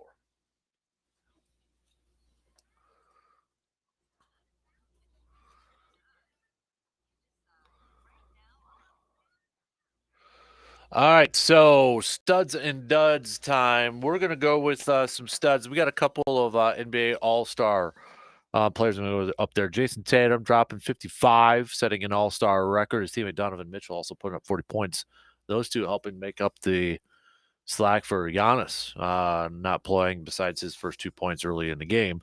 But Team Giannis getting the victory last night in the NBA All-Star game, but Jason Tatum dropping 55 to set that record. Pretty darn impressive.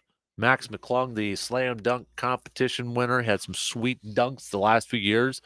I would argue that the slam dunk competition has been just awful. It's been nothing but like repeat stuff.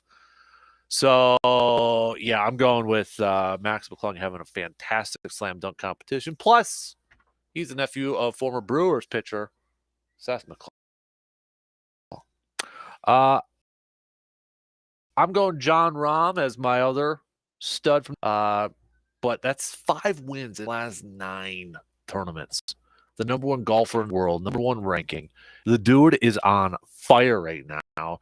He's probably wishing the Masters started up here in the next week or a couple weeks so he can continue with this momentum right now. But John Rahm, he's on my stud here too. Duds, I mean, you might as well just keep putting Badger basketball on this thing. Again, can't close it out. Another close loss against Rutgers this time. It's frustrating. It's irritating. Inconsistency. Might as well keep putting him on there. And then my other dud, I'm putting our very own Morgan McCarthy on there. I'm sure you all noticed it, but I'm waiting to give her a hard time tomorrow. So you guys need to remind me this. Guys and gals, you need to remind me this. That wasn't Giannis. That voice clip that she had in her news. That wasn't Giannis. No. So remind me. Give her a hard time tomorrow. She's a dud on there, though. I'm calling her up. Calling her up. All right. Those are my studs and duds. The rest of you can hit us up with a text if you'd like. 715-830-1912. If you're hearing some weird noise in the background, that's the kid playing in the studio right now because they don't have school today, so he's playing with his Mario toys. But he also accomplished something this past weekend for the first time. He watched The Sandlot for the first time ever. Brought back a lot of nostalgia, brought back a lot of memories. So, what is like that movie that you watch or like what brings you back to the good old days maybe, or what gives you that big old nostalgia feel, that the movie that you watch, or maybe it's a show or something like that. Like for me, it's a Sandlot. Like I love the Sandlot. It's one of my favorite movies of all time. Not just sports ones, but it's one of those two I always kind of forget about. Whenever you come up with your rankings or your lists, I feel like I kind of overlook the Sandlot a lot, but it's probably, if it's not number one, it's in the top two, top three of like when you watch like, oh yeah, you're getting flashbacks, and not just flashbacks of when you were a kid watching it, but like like, oh yeah, playing ball with your friends out in the Sandlot or on the at recess or something like that. That one's got all the feels for me. So what's that movie for you? Or what's that show, or what's that thing that gives you the throwback feels a little bit there? So kiddo got to watch that for the first time. Was that Saturday? Yeah, it was Saturday. We watched that. I guess the Sandlot for me. Field of Dreams. I feel like it's mostly baseball movies. I feel like it's mostly baseball movies, like Field of Dreams, a little bit on there too. Um, oh boy, yeah, it's got to be mostly baseball ones. And I'm trying to even think of like non-sports ones too that would just I mean you can throw Ninja Turtles in for me too, but no, it's mostly Sandlot, number one for me. I'm looking for some other ones though too. If you got any off the top of your head, let me know. Okay. 715-830-1912. Speaking of baseball, got a few responses in about, or I should say a few more responses in about the brewer that's under or has the most to prove this year. Now, again, MLB.com did players. I'm changing it. I'm expanding it. I think the last few days or maybe even the last year, we can make the case for other people within the Brewers organization for this. So it's about, I'll just go through some of these texts here. It is definitely Mark Anasio. He has to prove that he actually wants to win a World Series. I'm going to go with Mark Anasio. He needs to prove it that he's going to spend a little bit more money. If I had to pick between everybody within the Brewers organization, I'm going with the owner. Time to put up or shut up. Okay. We got a pick here. I'm going with the GM this year. He hasn't been off to a good start. I'm assuming maybe a good start. Maybe he didn't want, or you expected a little bit more activity in the offseason, wanted a little bit more moves, or maybe referring to the Corbin Burns situation. A couple going with Christian Yelich. Christian Yelich being the highest paid player on his team, he has to start playing at that level. Time is running out. It has been, it seems like a long time since Christian Yelich was a big-time contributor. He's always going to be the one to prove until he proves he can get back to that MVP self. I'm going a little bit on the outside here, says the texter. I'm going to go with Corbin Burns. He's clearly the best starting pitcher on this staff, but I think he's going to prove to the Brewers that they screwed around with him a little too much. Just going a little bit of a different round. I see what you're going there. I see it. I'm going with Rowdy Tellez. He's got to prove to me that he can be an everyday first baseman and that he can do a little bit more at the plate instead of just hit dingers. That's another texter on there. I'm going Devin Williams. I want him to prove that he can be one of the best closers in all of baseball now. I'm going the bullpen, says another texter. Prove to us that they've got enough talent in there. We know about the starters, but can the bullpen hold on to leads? It's a good one. I think there's some question marks definitely surrounding the bullpen here. Another one saying, going with the owner. So far, he hasn't proven to me in these last few years that he cares about winning. I'm tired of hearing him always say the goal is to win a World Series, yet actions speak louder than words. And when we did this in the first hour too, when we brought it up, my pick was Mark Anasio too, because I feel like the last couple of years that spotlight has gotten a little bit brighter on him, and not necessarily in a good way. Because I think he can make the case. Like my biggest thing for me is you've had, you still have really good starting pitching. The top end of your pitching is really good. It's really something that I know Brandon and I mentioned it in our podcast, the Man Cave podcast, but during our lifetime, you can make the case the best starting pitching we've seen the Brewers have. And have they done enough to surround that offensive talent? And I know a lot of it has to deal with Christian Yelich. Christian Yelich, for what he was signed up for the contract he was given, he was supposed to be a guy that plug him in at 2, 3, 4 in that lineup. He's going to give you 30 some home runs. He's going to give you a 280 average. The on base is going to be up there. He was going to be that guy, that offensive guy, and he hasn't been up there. I get that. That's part of it. But you look at some of the other spots too. It's like, really? Couldn't do a little bit more? And maybe it is clearly just it's Christian Yelich holding his contract, holding this offense back. If he was playing at a high level, I don't think anybody would really be complaining maybe as much. And maybe they've won a few more games. So, yeah, I think I think the top two are going to be Mark and Yelich. We did have one earlier saying Craig Counsell needs to prove to me that he is, in fact, one of the best managers in all of baseball, especially with the rule changes. Forgot to mention that one a little bit earlier. So we did have a couple people kind of throwing out Craig Counsell there as prove it. For me, I really am curious to see if Craig Counsell, I don't know if managed different is the right way to phrase it, but Craig Counsell strategizes differently this year because of two parts. One, the rule changes, then also the players he may have on staff or on his roster, I should say. Does he utilize that speed? Does he actually start to play a little bit more small ball? I'm kind of curious to see if the Brew Crew play a little bit differently.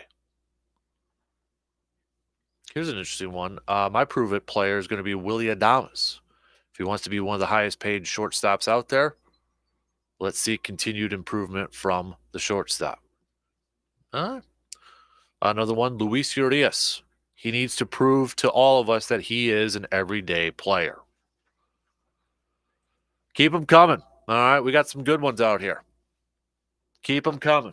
Hit me up with a text, tweet, or Facebook post, okay? All right. Take a quick break, and then coming up, we'll get back to the, as a Wisconsin sports fan, what bugs you the most? We got a few people chiming in on that. We'll get to their responses. If you didn't get to chime in on that, let me know. And what's that movie or what's that show that gives you the nostalgia feels? All right. Introduced the 5-year-old to the Sandlot this past weekend. Brought back a lot of memories as a kid.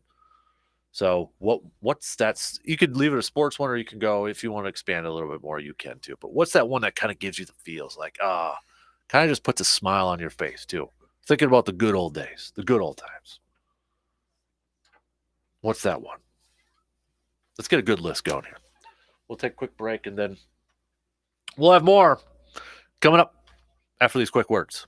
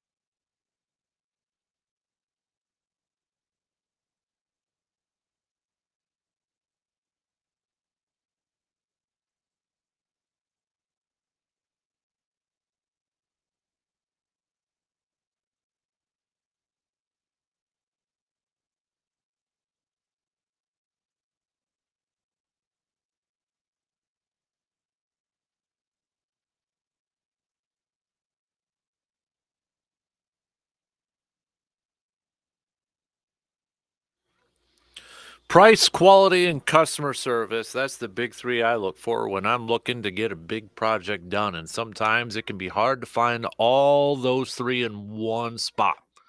But when it comes to replacing your flooring, one place hits all three of my marks. Carpet City Flooring Center in Eau Claire. They hit the pricing mark because they will match or beat the competition if you happen to find a better deal elsewhere. Quality is pretty easy because they have all the best and top of the line flooring options you could ask for.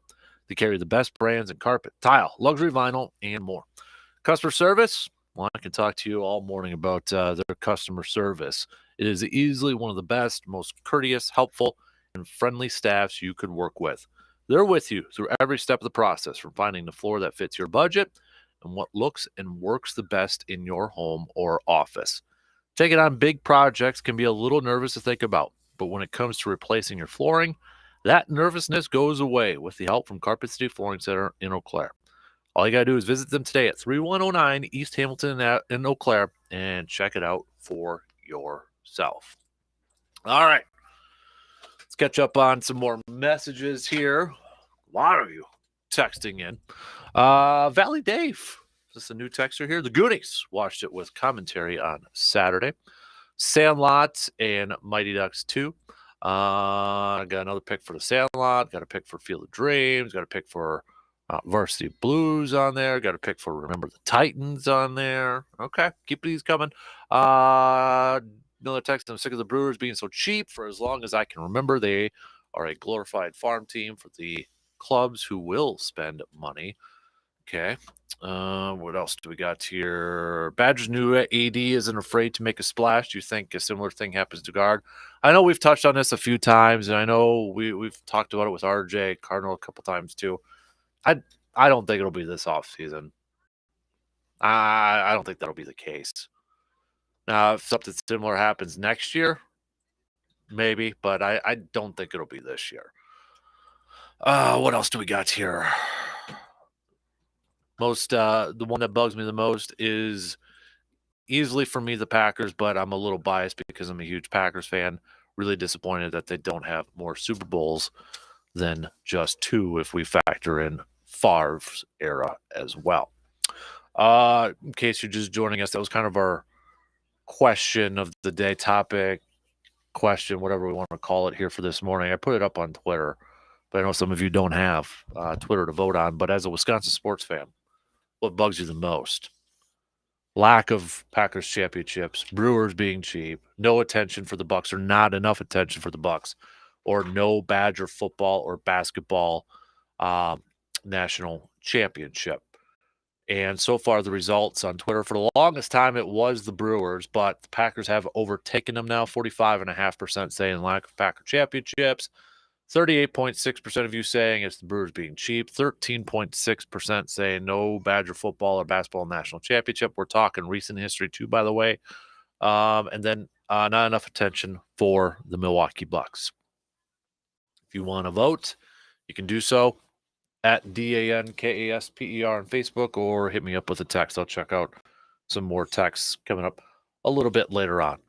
You know, when I first put this out there, I kind of figured that the Packers would lead this for a few different reasons. I mean, let's be real. Packers football is king.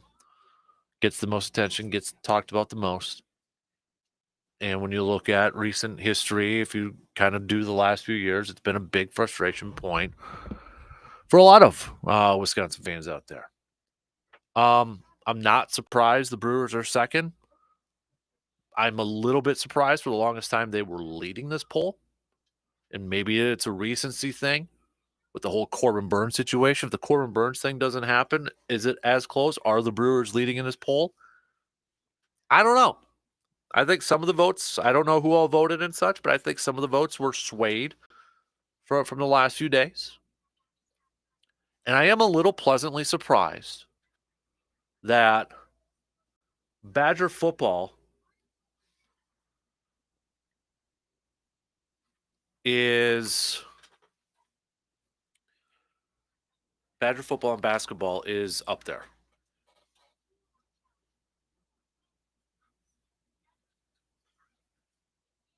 I'm a little surprised.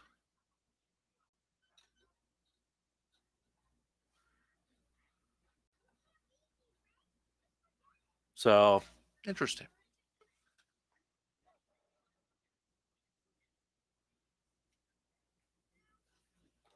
Got a few more texts I'm just kind of going through here right now.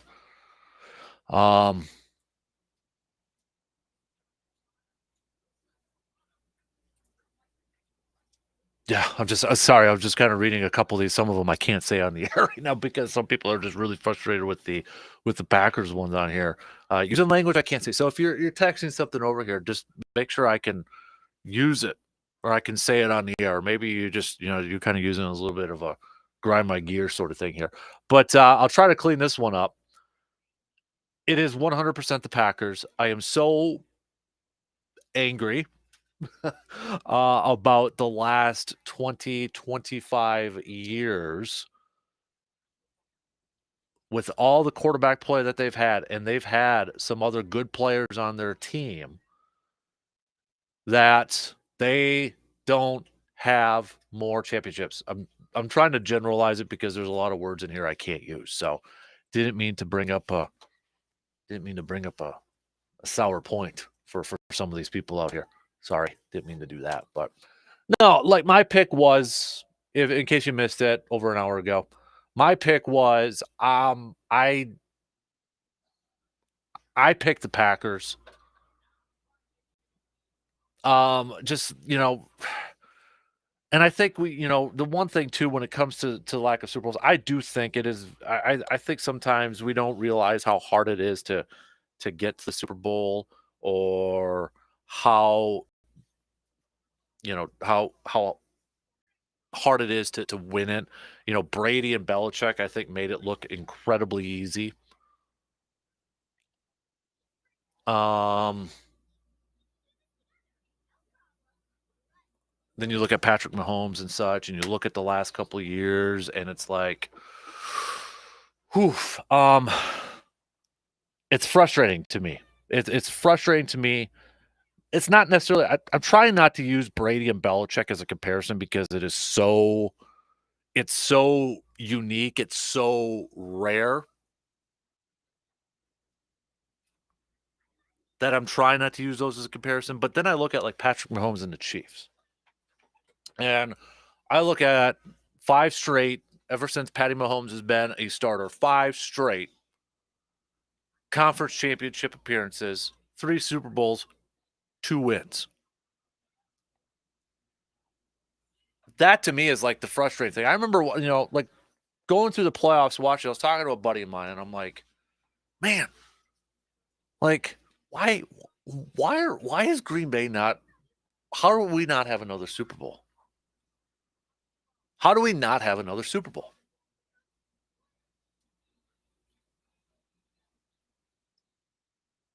And the more I'm like watching Patrick Mahomes and the Chiefs and the success that they've had, and I'm like sitting there and I'm trying to think, why? How? And I don't think it's just one answer.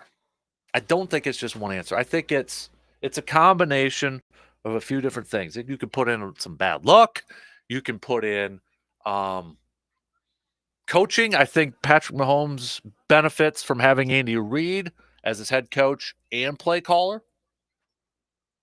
But I also think it's front office. It's front office making good decisions, smart decisions. It's a bunch of different things, and it's frustrating to me when I see Hall of Fame quarterback play from 2008. We're talking Aaron Rodgers when he first started to whatever it's going to be like if we just assume this past year, and not only just one Super Bowl, but one appearance. And the thing is, too, it was in a year where they were the 6th seed. They had to win their last 2 games in the regular season to get in, and then they got hot there a little bit. But it wasn't even in one of the years when they were like one of the most dynamic offenses, like the following year, 2014, or anything like that. And they just couldn't get over the dang hump. I mean, they've been to a few NFC Championship games, but then it was just a stupid thing here or there, and yeah, frustrating. And for me, I guess for the Brewers, I'm really frustrated for what how they've gone about business the last couple of years. But I also feel like, okay, but that's what it is. That's what it's going to be for the Brewers, unless some owner comes in with a bunch of money, like a Steve Cohen from the Mets, or an owner like the Dodgers or something like that. But here's the other thing: is one of those big time owners with a lot of moolah, are they going to want to buy the Brewers and keep the Brewers in Milwaukee when there's bigger TV markets and bigger money in other markets? I don't think so. So while, yeah, I've been frustrated with the Brewers being cheap, especially in the last couple of years, I'd like them to push it in. I'm not expecting a whole lot to change, and even if they get a new owner, I'm not expecting a guy to come in with an empty checkbook and saying, "All right, here we go." I think it is what it is. But I would definitely like to see them maybe kind of do a little Kansas City Royals approach. I know everybody's going to be kind of, throwing out that comparison. Maybe kind of pushing it in once in a while. I know their philosophy is trying to be competitive every year and then kind of get in the postseason and hopefully staying hot and getting that win right there. No attention for the Bucks. I'm okay with that. I feel like we give them attention. Now, if you want to say, hey, there's some state programs that don't give them enough attention, okay, I'd agree with you in a sense. But I think more national attention on the Bucks potentially opens the door for just manufactured stuff that nobody likes. Like, if the Bucks were constantly the number one thing on ESPN, it's like, hey, great, number one, they're getting attention. But then if they go on a little bit of a slide, you're gonna have all those hot takes about, well, Giannis is overrated, or they need to do this. They're one of the most, they're not that good. Blah, nah. We don't need to manufacture that crap. We just get it out of here. Like a Dikembe Mutombo swap, get that thing out of here. All right, I'm okay with it. We pay attention to him. We talk about him. I don't need the extra attention if it's going to lead to maybe some more just manufactured content. If you know what I mean, you know what I'm talking about. You know who I'm talking about. And Badger Nationals championship stuff. I feel like a few years ago we were talking about the Sports Illustrated cover, right? Sports Illustrated jinx for the football team, top 4 college football playoff. I feel like there's a little bit of a light for a couple reasons. I'm talking about the football program right now. Luke Fickell being one of them. You're bringing in a new culture. You're bringing in a new mindset. You're bringing in enthusiasm. It's going to be tough to overcome the Alabamas, the Georgias, the Ohio States, those regulars. But you also have the expansion of the college football playoff. So maybe there's a little bit of a light there. Hoops.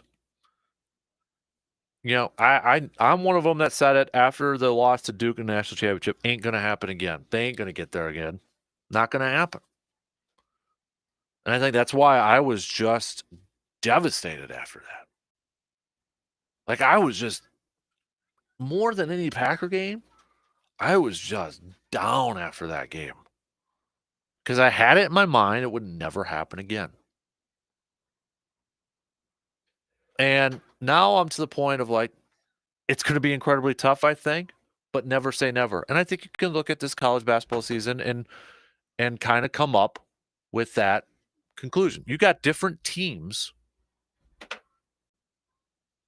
that are, you got a Houston that's up there. You got Alabama basketball as the number 1 team in the country. We'll see if it changes with the latest rankings, but you got them as one of the best up there.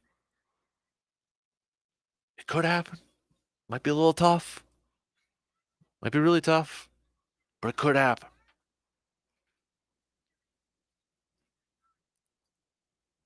That's where I kind of go a little bit more towards Green Bay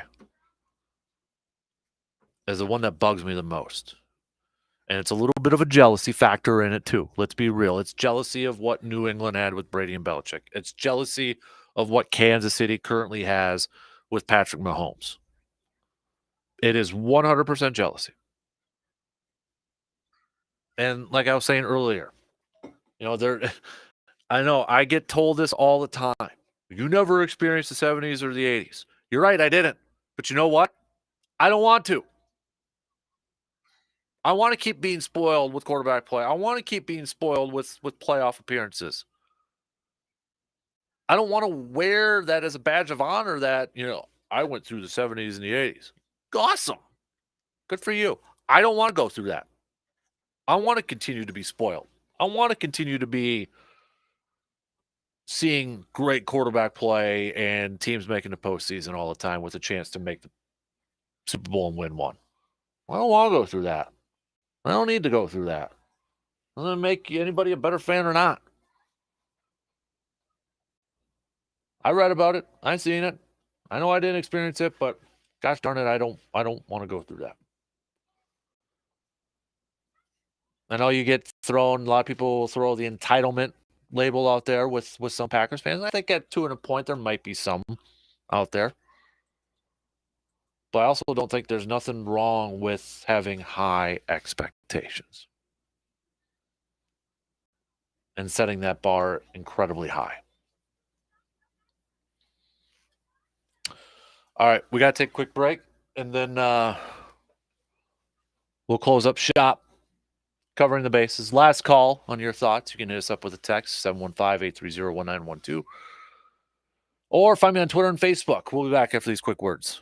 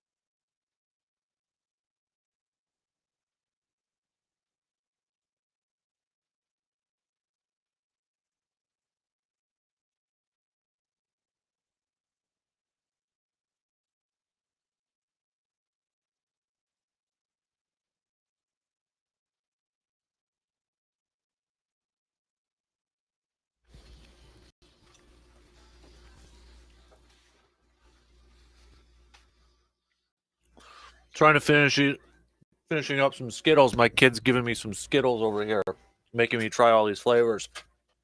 All right. Closing up shop here. It looks like we got a couple of first-time texters. This is awesome.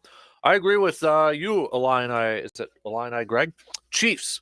20 of their last 22 draft picks were on the Super Bowl roster. Their picks hitting is a huge for cap reasons. 100%. Their front office and Brett Veach, the job that he has done over there with that team, especially this past year when you look at all the rookies that contributed on the defensive end or defensive part, 100%. You're exactly right. No doubt about it. Packers fans probably wish that some of their rookies or their front office would have been able to hit on some of those picks there too.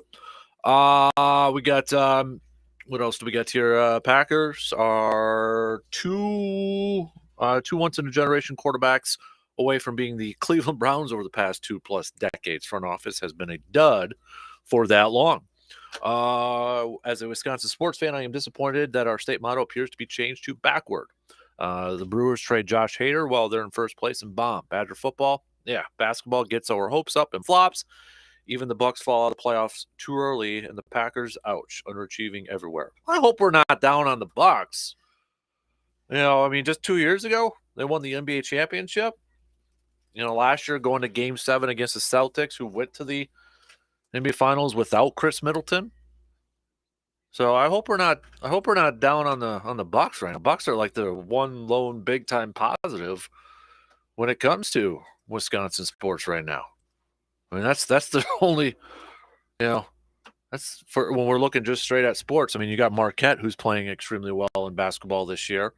Pay attention to that group there. They're in position to win the Big East this year. Shaka Smart, Madison native. I'm sure there's a lot of Badger fans out there that are wishing that Shaka Smart would be the Badger basketball coach. That's been talked about even when he was at Texas still.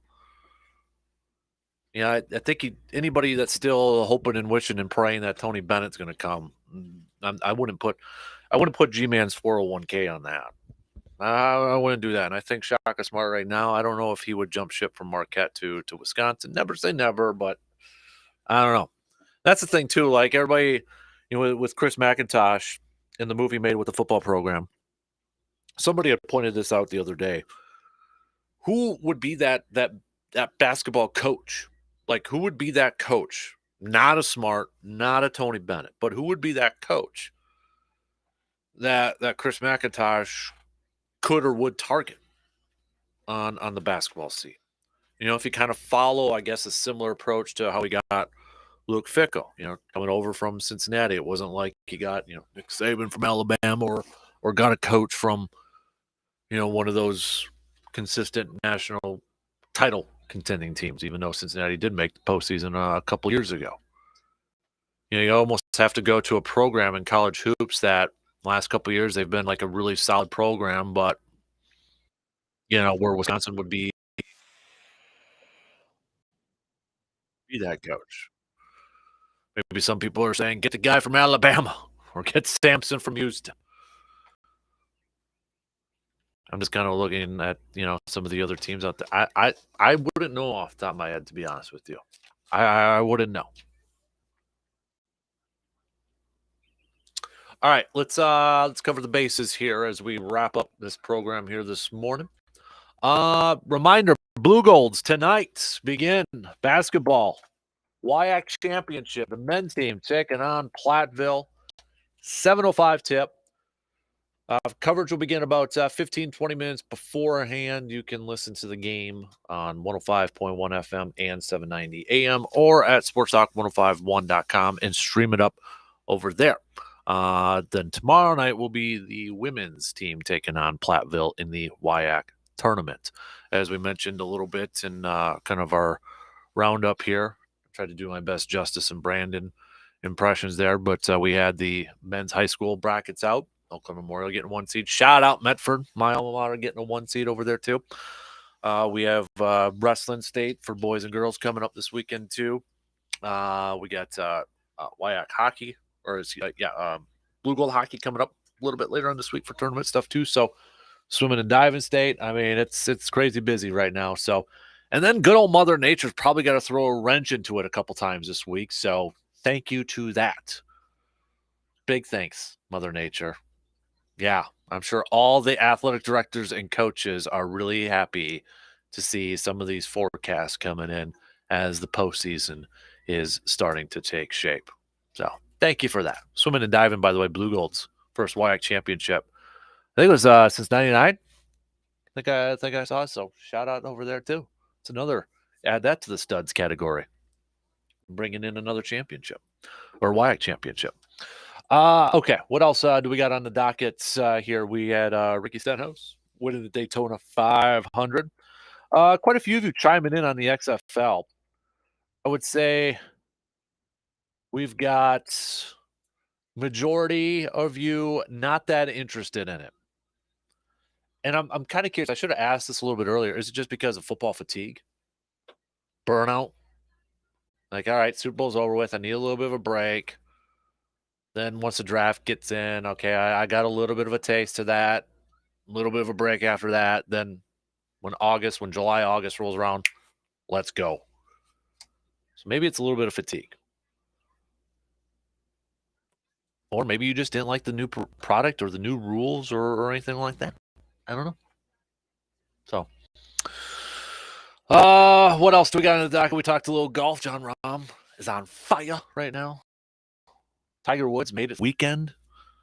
Maybe some glimpses of hope, a little inconsistent here or there, but John Rahm probably wishes the Masters was getting going right now because he's on fire. 5 wins in his last 9 events. Just saw this. Ken Ingles, who, if you follow him on Twitter, does a lot with the Packers salary cap. He had tweeted a little bit ago, "Good morning, happy Green Bay Packers contract void day." So perhaps maybe we'll find out some voided stuff coming up later today when it involves Green Bay. Possibly. I think someone that we know is still in darkness. As far as I know, you all know as much as I do. But maybe we'll have some contract stuff. I don't know. Some voids coming up.